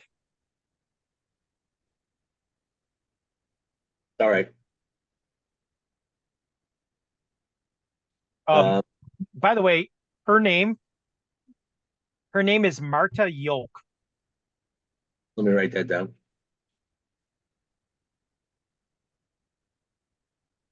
You want to know how to spell it? Like an egg. Yeah, but Oh. Marta is Marta. I'm going to constantly call her Martha just to get under her skin. All right. You see Call that her Marty, like your pals. Lord Ethor also approaches you and Ember now. And you see, he says, well, that seems to have been a very eventful meeting. Would you not agree? Yes. He says, missed Ember, part of it. he goes, I petitioned the Queen to officially acknowledge the fact that the ship, that there needs to be a shippers guild. And I'm like, I said, yeah, I think the merchants benefit from our success and use it Indeed. too much to their advantage. He says, indeed. He goes, I thought you might see it my way. And he says, interesting. Brother Anselm seems preoccupied, does he not? You see, he looks over at brother Anselm, who's over there. He's talking. You see, he's talking to the Bankers Guild people. It is something I had Sledge go follow the cleric and find out where he was going, the one that left in the middle of the meeting and then came back. But he All right, left after you mentioned that their artifact might be at risk, right? I do tell you that. Simon flies onto your shoulder and he says, Kate is searching the Temple of Pelor right now Shit. with Harper. And he I'm goes, like, and why she would said that she have anything to do with why they look so uneasy. she sent a boy here, one that they awoken from a trance. He was in some kind of stupor. Where is Need he? to find that boy. He's just walking by himself. Well, you're not talking to Simon. That's Yeah, but we do Sam need to Dow. find. The boy is on his way here now. He's been told to ask for you.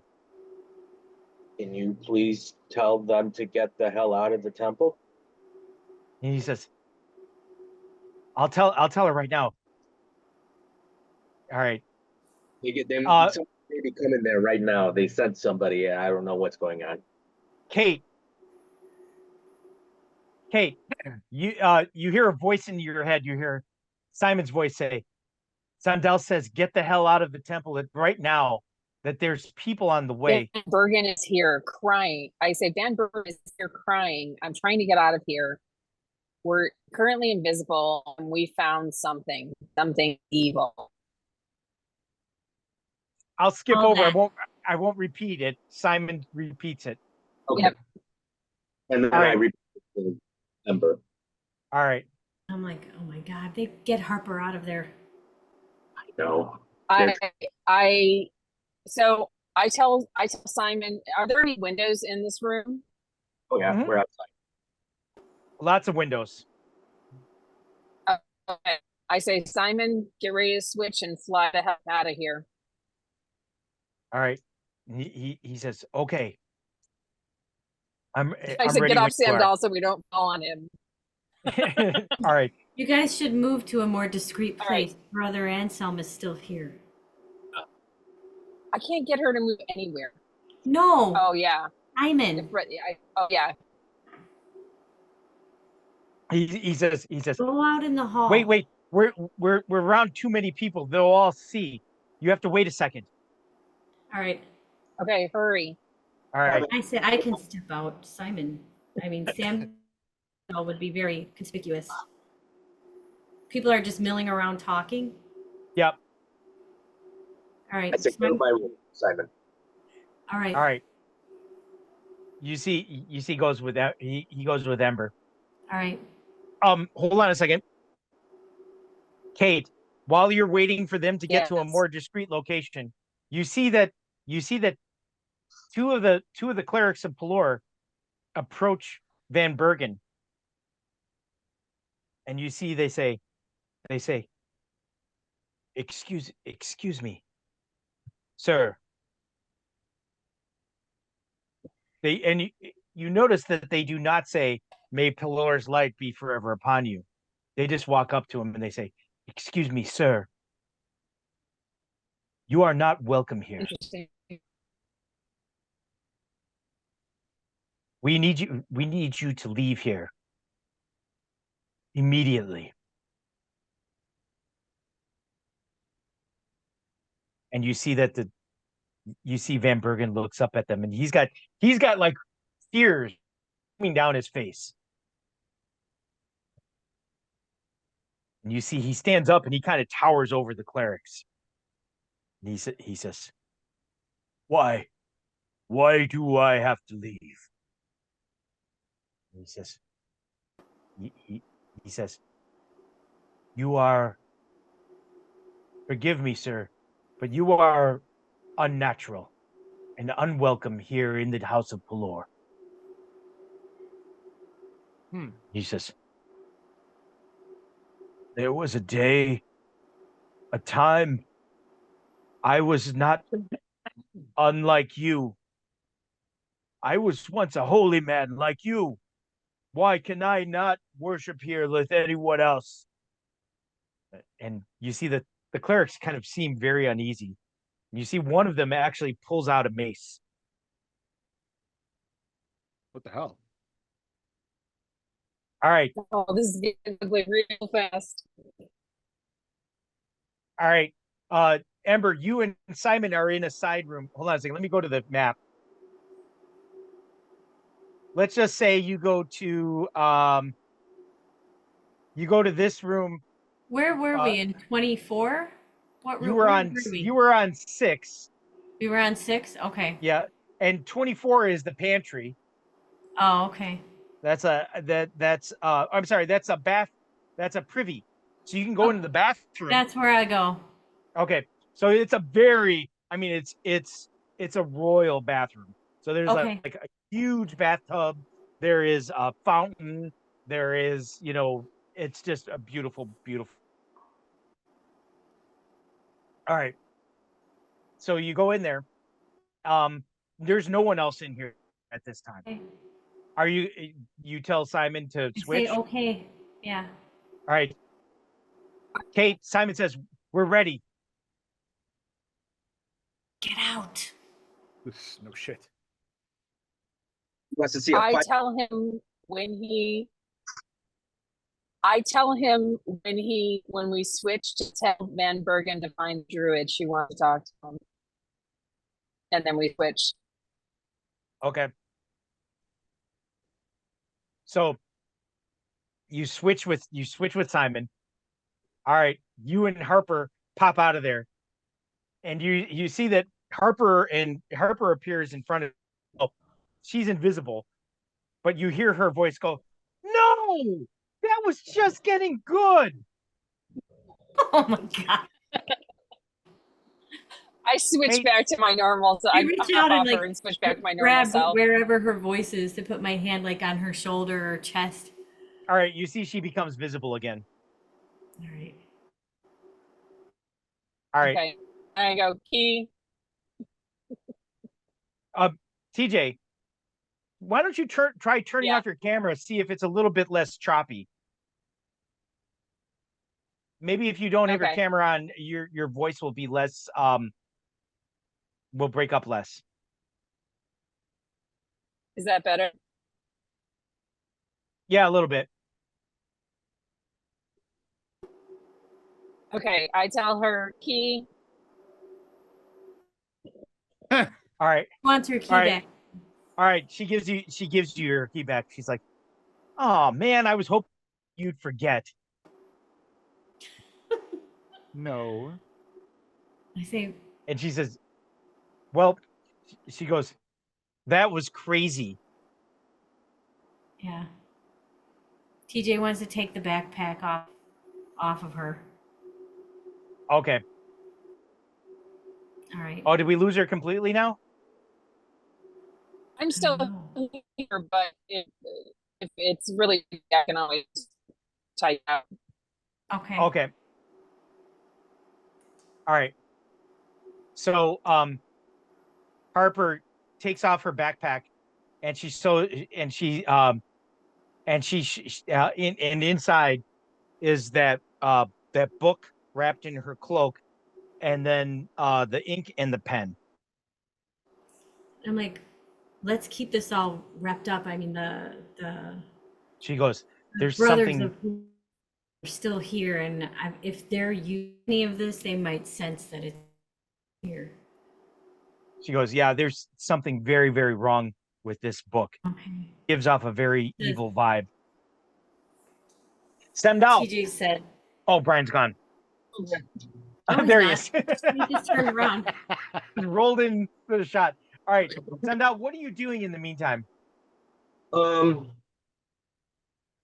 basically just, some pleasantries and whatever, blah, blah, blah. So he Yeah. told us to go wait in his quarters, right? Yeah. So I say, why don't you guys go wait in Samdal's apartment, and I'll go back and let him know you made it safe. That's what Okay. I tell Harper and And Kate. Kate. Oh.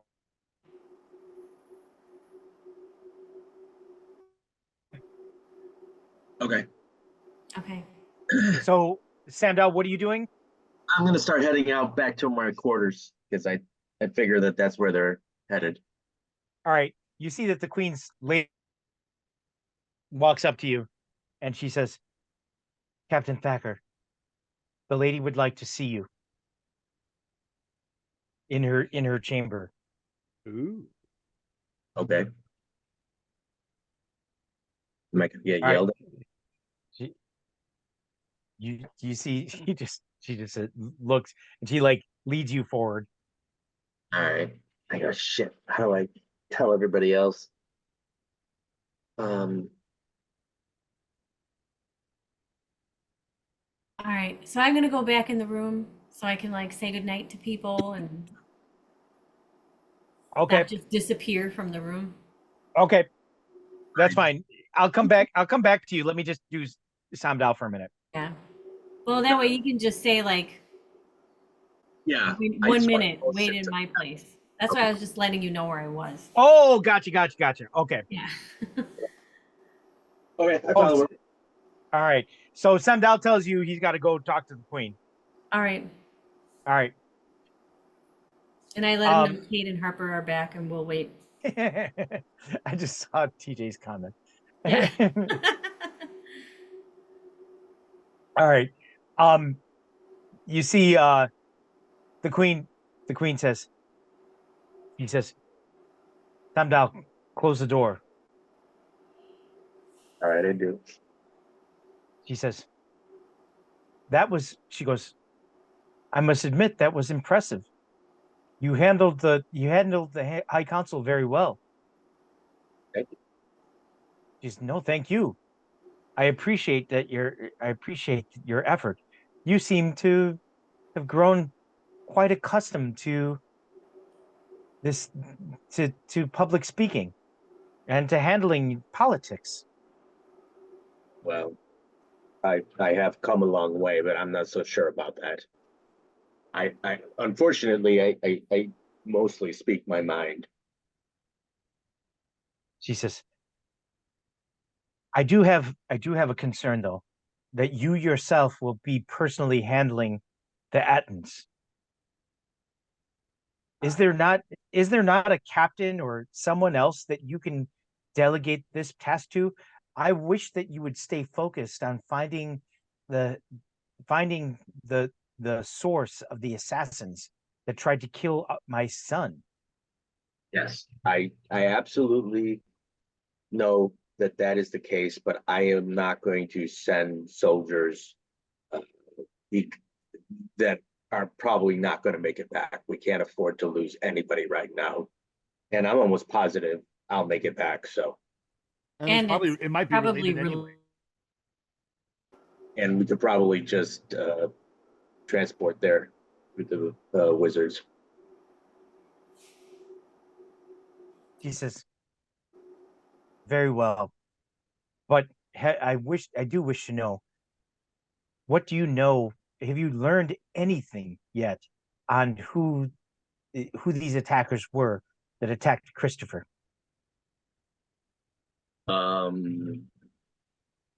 I can't remember.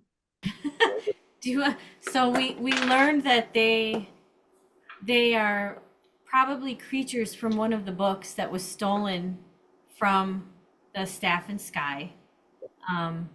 And we have a couple of possible suspects, one of whom we've identified, and the other who could be related to Parth. All right, I say that, but in my voice. Yeah.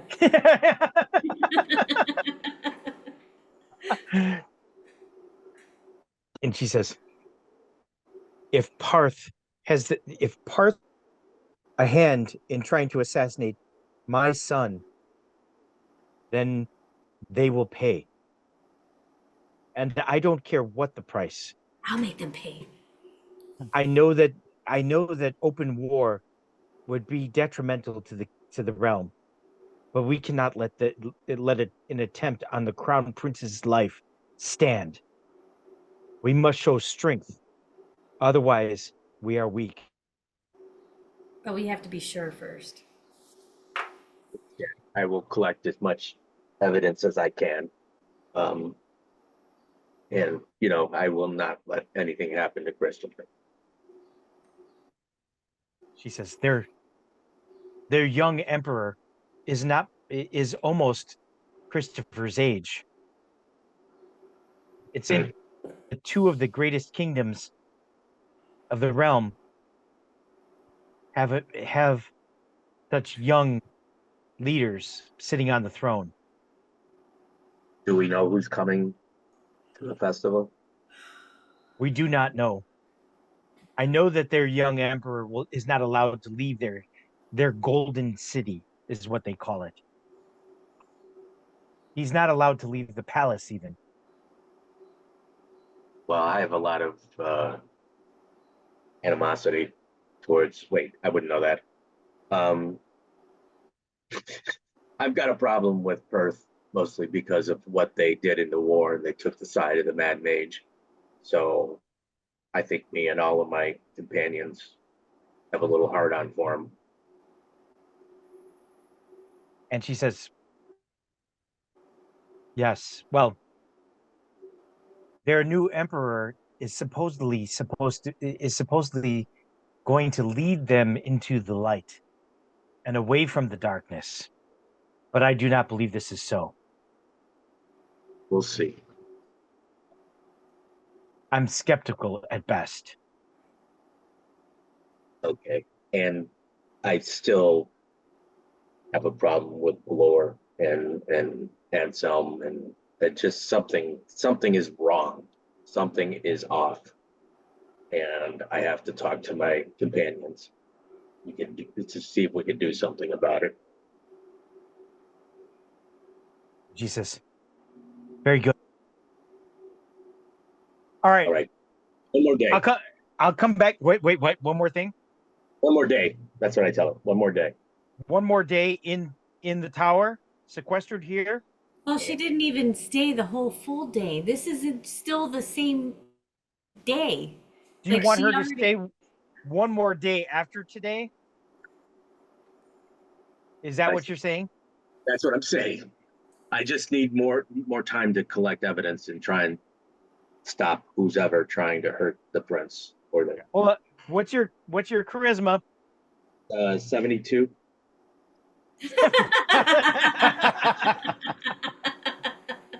It's 12. 12. Yeah, but you got to give me a little something with her, you know. Okay, 30. It's a 30% difficulty, but it is an opposed roll because she does not want to stay locked up in this tower. So you got to roll, and then she's got to roll lower than you in order to succeed. 38. 38. Okay, so you succeeded, and you're trying to charm her into staying in the tower. Yeah. Oh, she got a 93. All right. So she The says, charm offensive works. He's very persuasive. He's very persuasive. she says, for you, I will stay. I will stay. You have one more day. And then after that, we must be seen. We must be seen at the year-end celebration. Absolutely. I just need to go crack some skulls. She says, you have today, the rest of today, and tomorrow. On the third day, the prince must be seen publicly, and so must I. Okay. Find the assassins. Find who sent them. She says, even more importantly, by the day after tomorrow, the ambassadors from the other kingdoms will be arriving here, including the dwarves, the elves, and the goblins. Oh my. Okay. All right. So she I'll come back to you. Sledge. Yes. All right. So you finally, after much delay, you're coming to the Temple of Pelor. Do I happen All to right. see Simon leave? Well, hold on a second. I'll Oh, tell okay. you. Okay. All right. As you're walking up towards the gate, which is right here. Okay. So this is the main entry. So there is like a portcullis with a gate there. And you see that as you're walking towards it, you see Van Bergen walking out. Okay. I just look at him. I'm like, how does he look? Like, what is his demeanor? You see that he's covered in blood.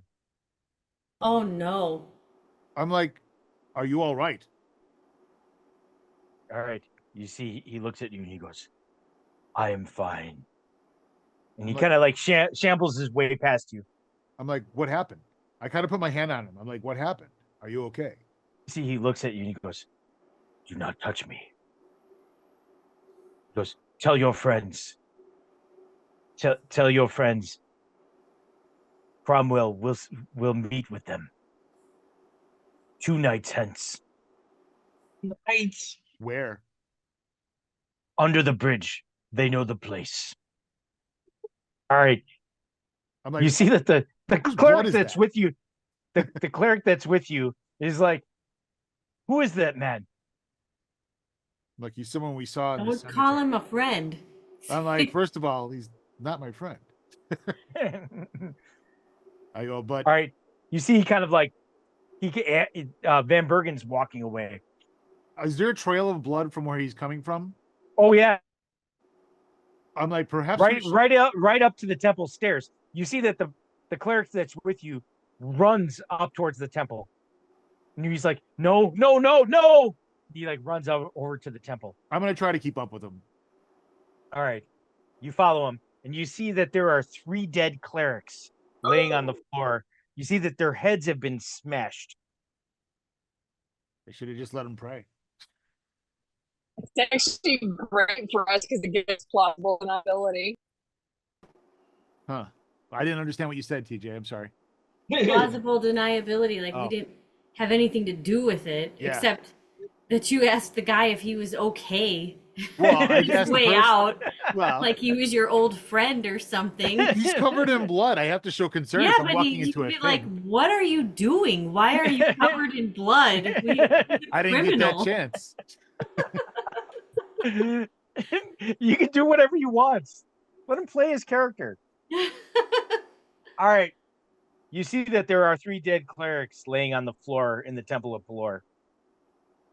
And you see that you see that the room that has been filled with sunlight suddenly darkens. I'm like, you're going to need help. He says, "Help! Someone help!" And he goes, "Let I me." could have he done goes- that. He goes, let me see if I can heal them." You see, oh, in the name of Pelor, heal my brother, my fallen brother. And he sees like, so he starts saying some words. Is it And he just goes- getting darker and darker in here? He sees like, no, no, no, no. Yes, it's getting darker and darker in here. I'm like, you should leave. And he goes, where is everyone? Where is everyone? You know what? I kind of grab him by his shirt and I leave. I walk out. I'm gonna pull him All out. right. All right. You kind of pull him out. By the way, you see Simon flies over past you, Okay, and I'm aware, but he's I like don't he's react. like flies around your head, and then he Oh. flies back towards the castle. I'm like, do you have a lot of crows here? I'm trying to pretend like I don't know. Okay. All right. Look at that He's like- Crotus. There sure are a lot of them. Look at that. Pesky birds. But You have no, a I'm crow trying to get him out problem. of the room. I'm trying to get him out of the room. I don't know any of these crows.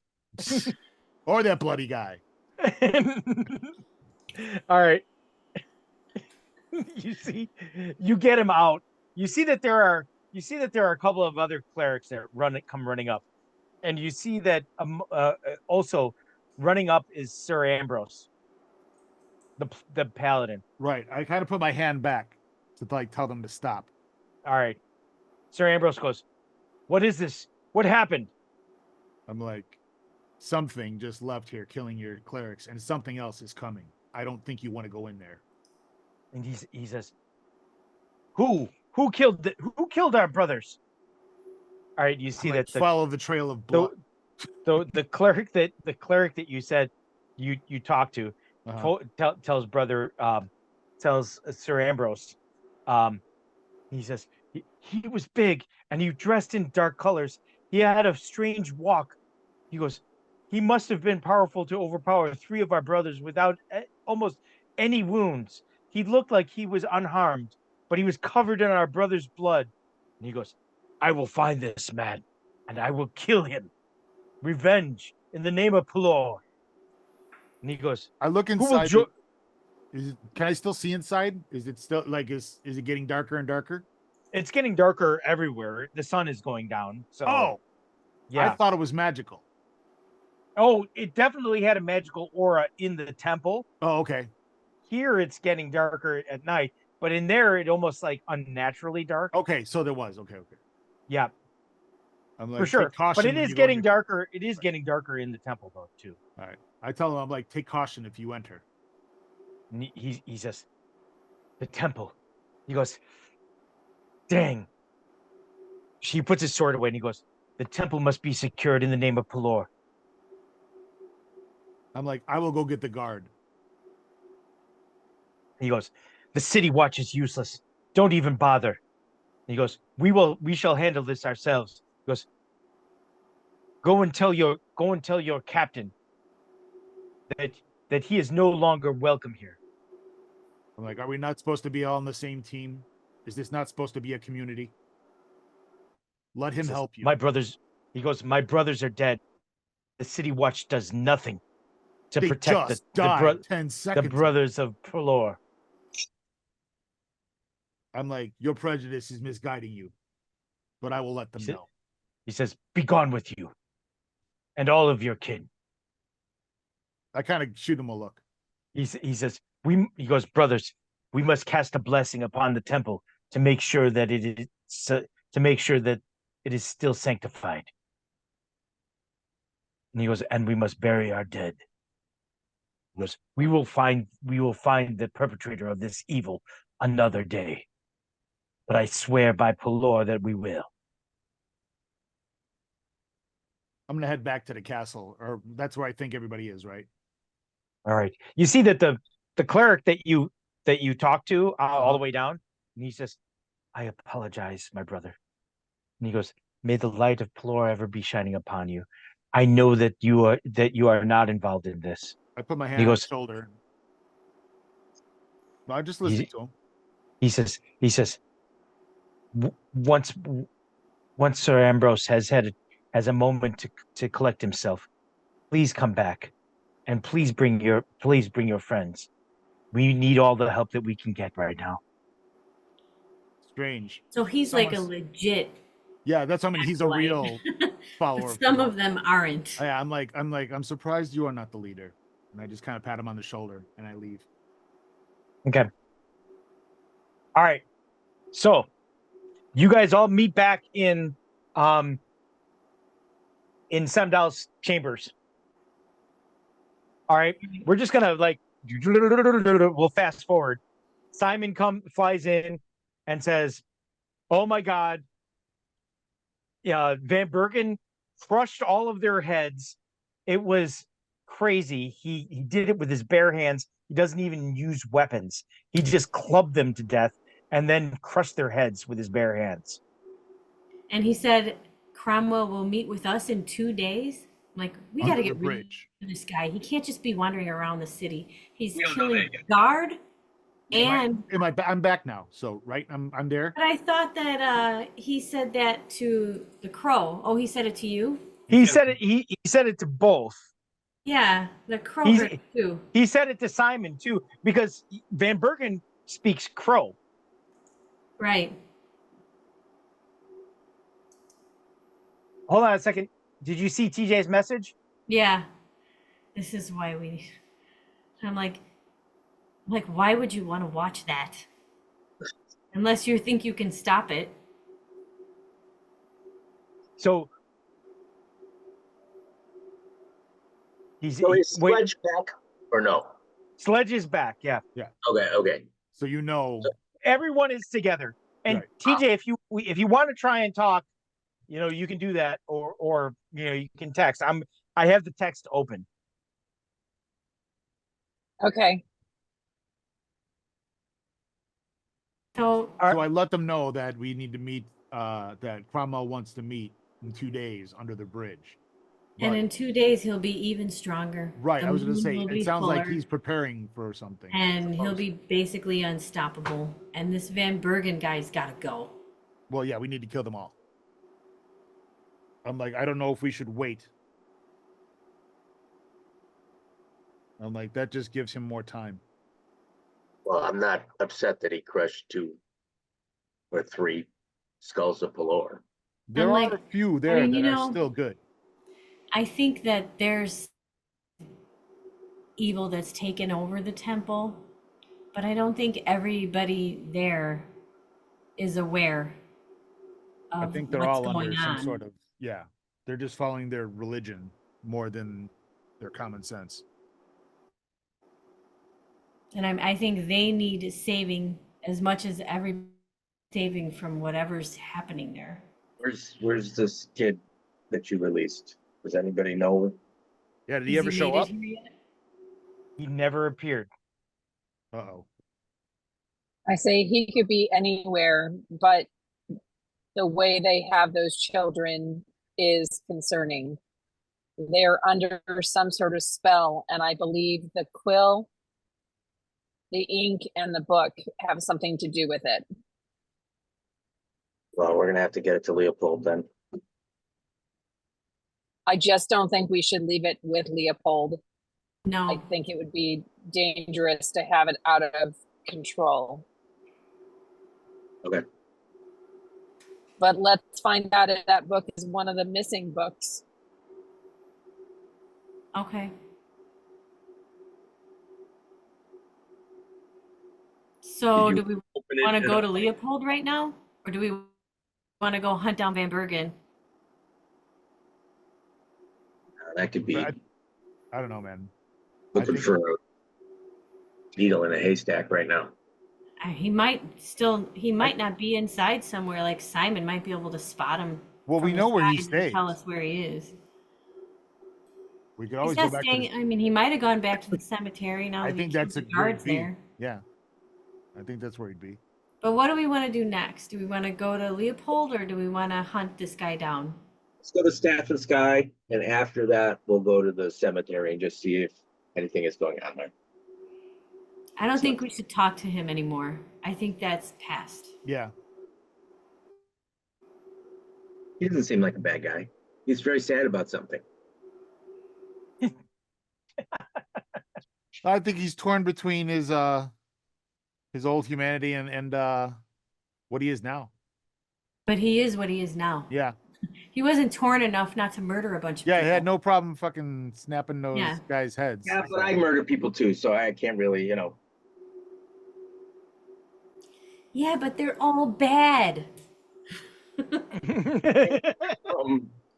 whatever, who's or what's Ravenloft, and that's just a bad scene. But where is your friend, by the way? Where is your new shipmate?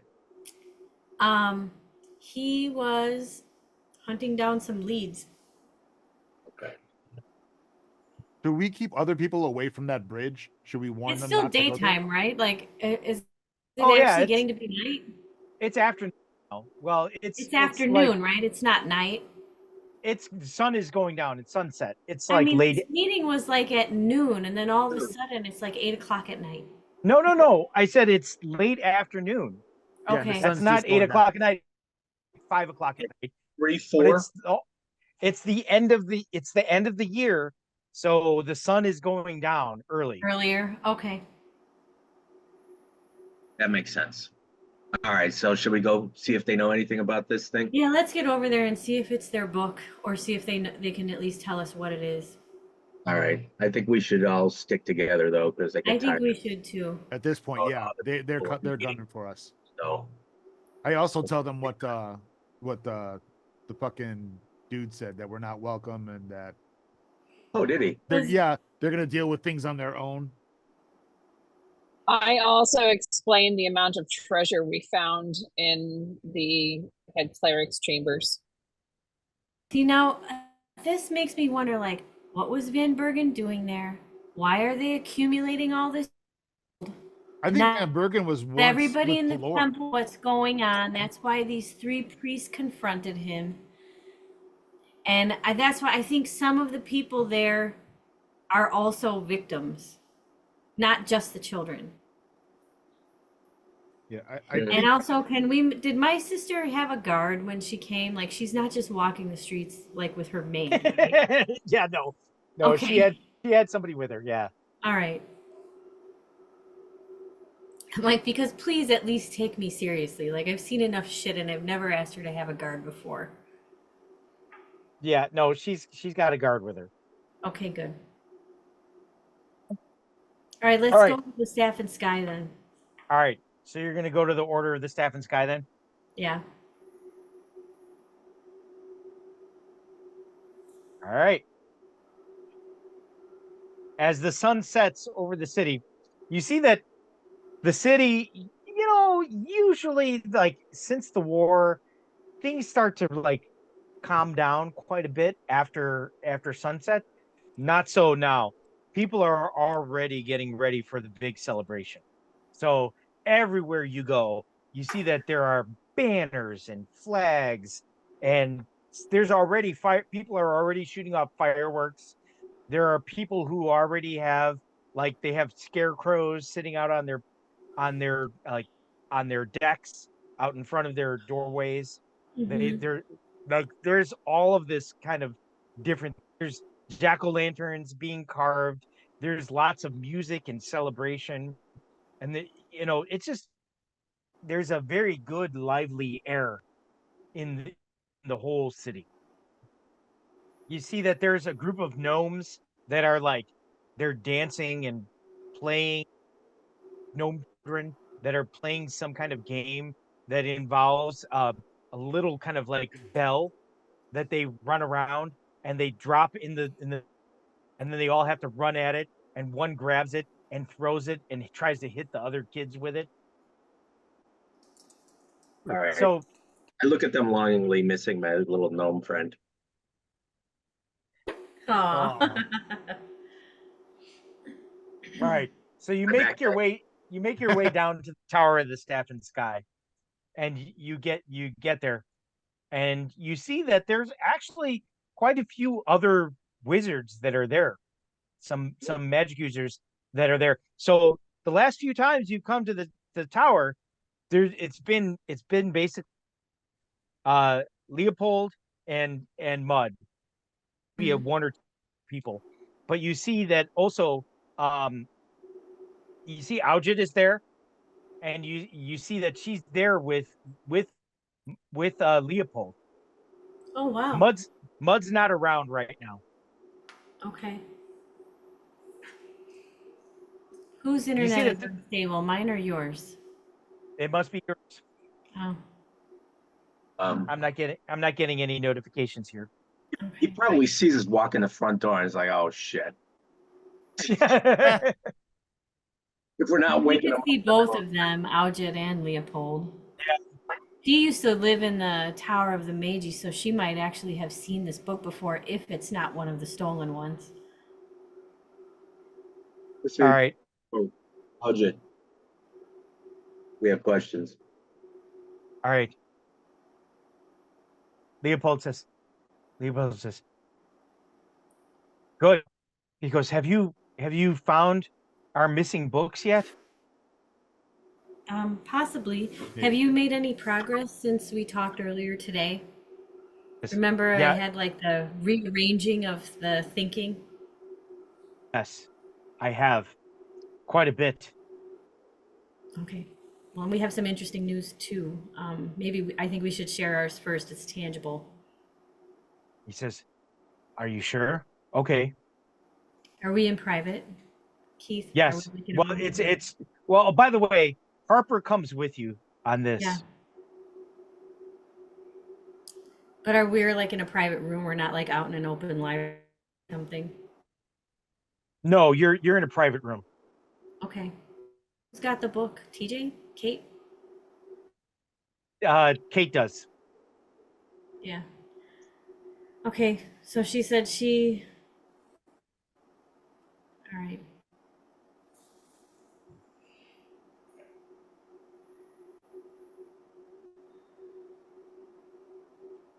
Hold on a second. I got to scroll down. I can tell you what you said.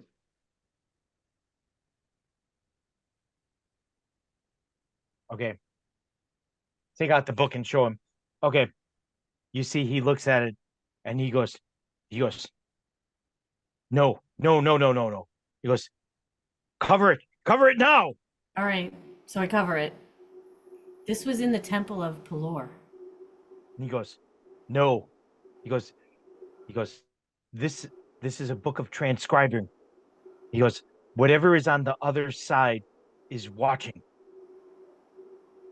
He goes, this is a book used to communicate with the Temple of Loth, the demon queen of spiders. Man, I hate her. She's my least favorite demon. I'd say, isn't that who the Drow elves worship too? He says, yes, the Drow elves worship Loth. So do you think, I'm like, that's interesting that we see like these nearly catatonic looking children in the temple, and then this connection. He says, this thing cannot remain here.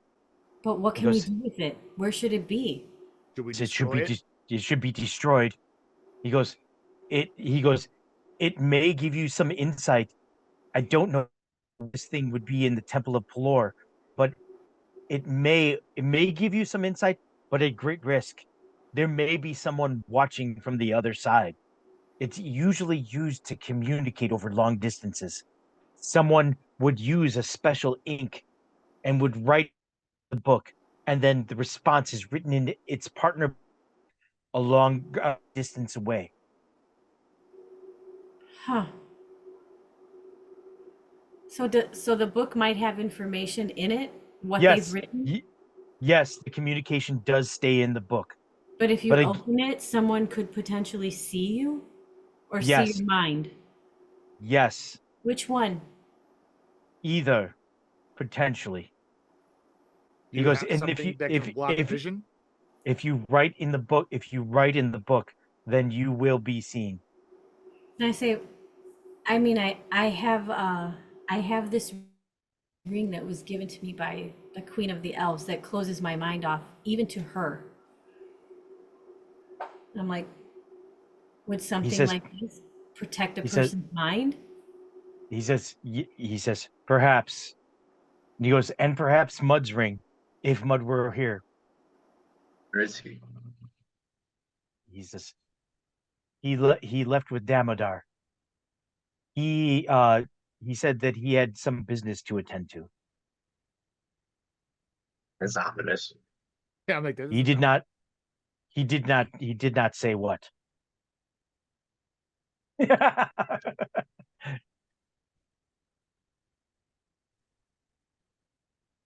He says, but this thing cannot be in the temple of the Tower of the Staff and Sky. Not now. All right. Very interesting that they had it there, though. What Why happens did- if you put it in the bag of holding? I was gonna say, would it be safe in the bag of holding? He says, he goes, I would recommend that you destroy this thing immediately. How do you destroy it? To look at this book may be to look into the heart of darkness. The demon queen of spiders knows no mercy. He says, So who drop. would be He says, communicating with her? he says, take it out into the ocean and drop it in the deepest part of the ocean. Wouldn't Or someone if still someone be will able to still find find it? How would that destroy it? It seems like says- it would just lie there waiting. He says, perhaps I can. He goes, I can find another way to destroy it, but that is the most immediate thing that I can think of. Good old fashioned fire doesn't work. He says, Um, regular fire will not burn this thing. Maybe a volcanic fire.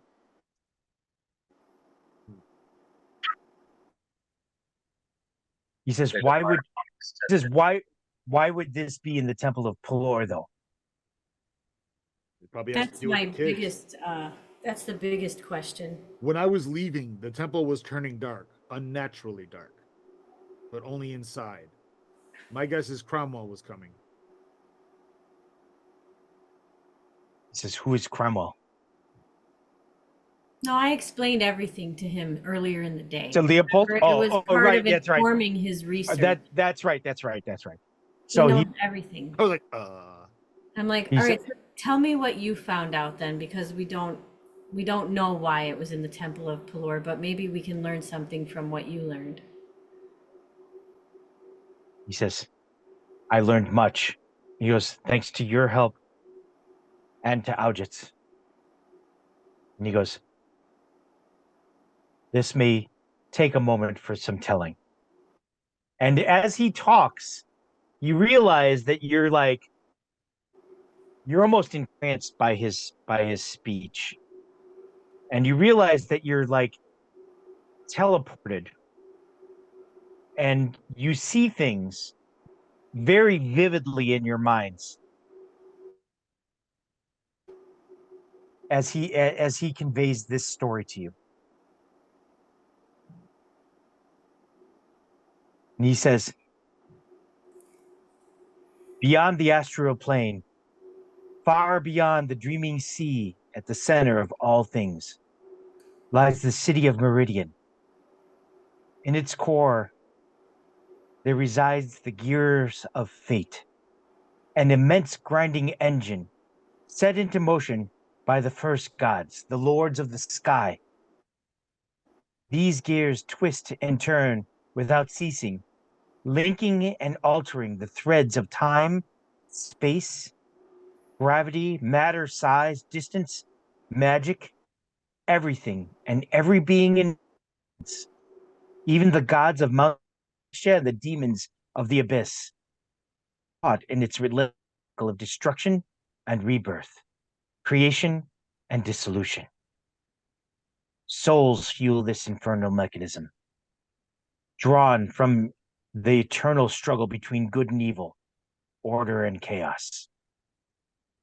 But something has gone awry. The flow of souls has been disturbed. Power teeters on the edge of imbalance, and the gears of fate no longer mesh smoothly and hold reality intact. The gears grind and catch. This malfunction has torn rifts in the very fabric of the penumbra between realms has grown thin, splitting open to allow passage between worlds. Radistan, the mad mage, had some inkling of the gears of fate. He called it the clock at the end of the universe, although he never discovered its location or true purpose. He knew only that it held significance beyond measure. In his final days, he swore to break the clock at the end of the universe, but he was stopped before he could do more than make threats. It is also likely Radistan gleaned his knowledge from the Book of Essential Knowledge, which he possessed for many years. The book itself holds a strange connection with the gears.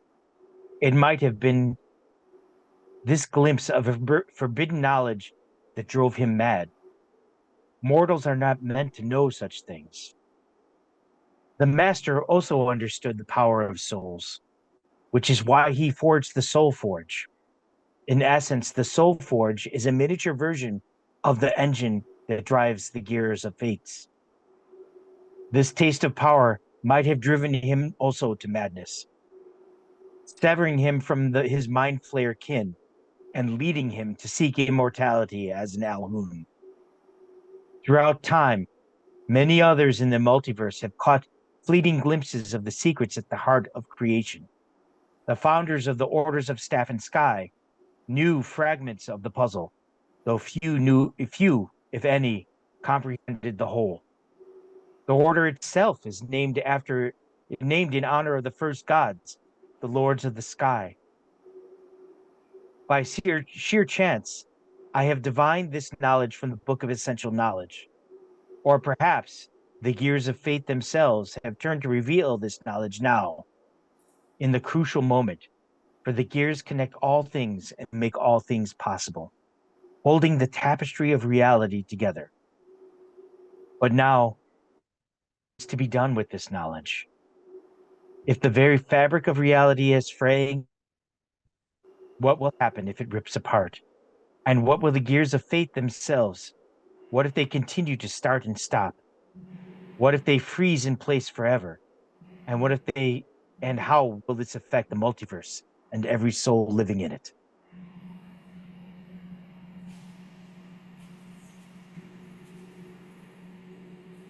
No. So you're saying we're gonna die? So something caused the gears to be damaged, and that's resulted in these rifts that are letting things come through into our world and cause all this havoc. Yes. Do you think, is it possible that there's somebody that Radistan was working with that is trying to continue his work? Says, it does Or not is seem this so. just a residual effect of what he started? And he says, there is an imbalance that was caused. I think and I fear that this has something to do with the Blood Wars, the battle between the hells and the abyss. Someone has gained the upper hand in the blood wars, and this has caused an imbalance in the flow of soul through the gears of fate. Well, that's too bad because I'm not going back there. But this They machine, were losing. it can be The fixed. abyss was breaching. Where were we? Avernus. Avernus, right? Yeah, the abyss was Avernus. They were losing. And I didn't think that that adding to their army would create an imbalance. It seemed like it would level the playing field because they had been losing. He says, perhaps, he goes, perhaps this was the source of the imbalance. Please tell me we're not responsible for this. What did you do?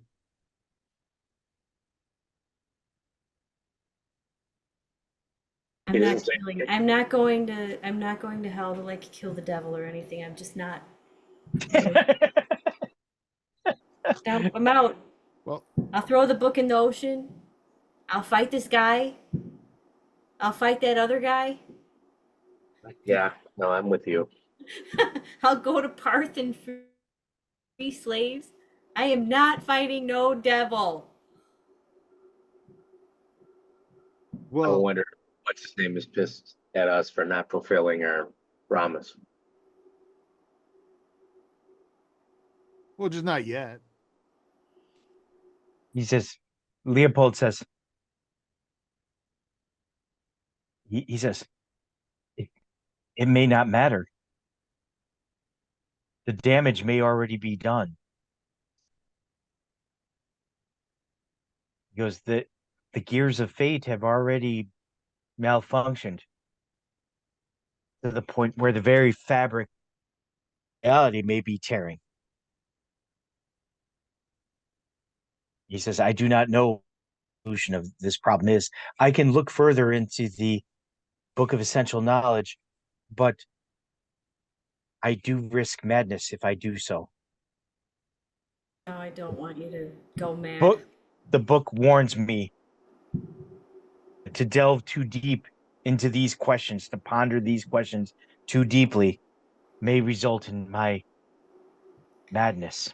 I don't know if we need to know the cause, but we need to know a solution. We need to know how to create balance again.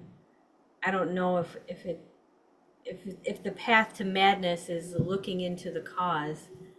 I think seeking balance wouldn't be a path to madness. He says, I can do that. He says it would be easier if Mud were here.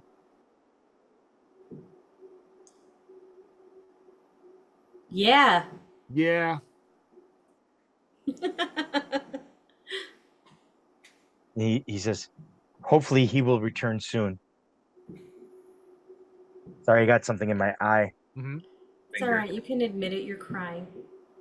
Everybody misses Mud. Convenient that he's not again. Yeah. All right. So he says, I'm sorry I don't have better news for you. As are we. He says, for now, we must deal with these invaders from these other realms. Do you have any? We have a couple of problems. One, we have some two-headed giants out in the farmlands that we need to deal with. But do you know or have any ability to close any of these rips? As we find them, because they're just sitting there. You see, he looks at Aljit. Nothing's coming through. Aljit says, I actually do know a spell that can close these rifts. He goes, I also know a spell that can open them Really? if needed. Like to push something through? or to or to um Looking hold on back. a second. Hold on a second.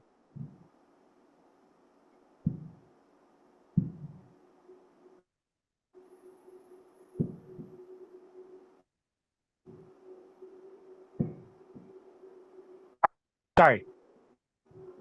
See, he says he says she says I could if needed. She goes, open a gate, but I could not force something through. I mean, it would have to physically want to go through or be forced through. Right. Okay, can you send us to the southern farmlands so we can take care of these two-headed giants? He I'm like, I says, think we need to go try to dispatch these giants and close whatever rip is there because they obviously came through one. Well, probably that house that had the doorway. Well, well, they're the house had a doorway to Ravenloft. And then there was a doorway to the abyss that was in the forest in the Northwood where TJ's demon bearer was. Right. so we need to go close both of those. Maybe you need to. Do we know if these close on their own at all, or we don't even know? Because they may. If the gears of fate are malfunctioning, it's possible that they would close on their own or open on their own. It may all be random. Hmm. Maybe you should travel with us then, in case you have to close this rift. The farms. She says, Leopold, will you please tell Burke that I have to take some care of some urgent business? He says, of course. Harper says, you are not leaving me behind. Want to fight a two-headed giant? I'm like, Yes. no, I actually think you'll be safer with us, Two of them? considering all the insanity here. Yeah, I don't She know. says- She's that now that they're looking for some child of Pelor, we need Well, we'll keep have to clean you together. up and dress you in your clothes. I don't think they're paying enough attention to children that they would recognize you cleaned up. She goes, yeah, I wore a disguise. I mean, she looks pretty grubby, right? And like not in her usual stuff. Yep. Yeah. Okay. I'd still be All right. cautious.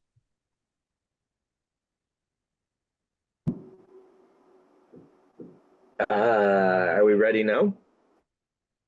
Might as well go. Leopold says, There's like a massive happening somewhere not far. I can hear it.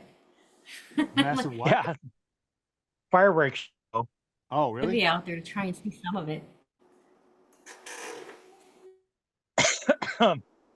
Sorry, I'm looking for the map of the kingdom. Lot of stuff. Oh, there it is. Yeah, I can totally hear it. All right. It's at the. I think It's at Solomon, isn't it? Yeah, I think so. It's really All right. massive. So,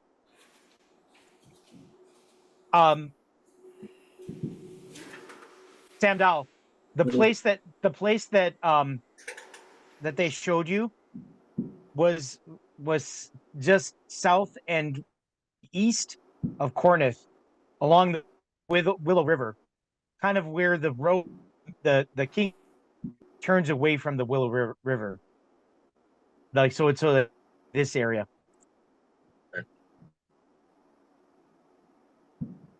All right. I tell him that then.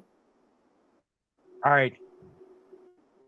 You see, Leopold goes, I've been to this place. I can teleport you there. He says, he goes, there's a small cottage that acts as a small inn along the road. I can teleport you to that. You should be maybe an hour's ride south of where you want to go.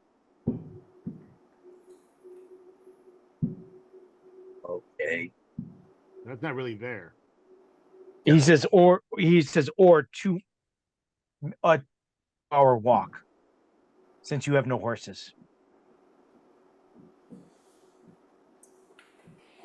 It's the best you can do. He says, I'm afraid so. That's the closest I can come. All right. Everybody ready? Sure. All right. You see, he goes over to the mirror and he opens up a portal. You see that there's a road, and in the distance there's a small cottage, and there's some lights inside. All right. I go through. All right. I do too. I'll walk on through. All right, Kate, Simon, and Harper and Aujit go with you as well. All right. This is where we're going to leave off until next week. Ah!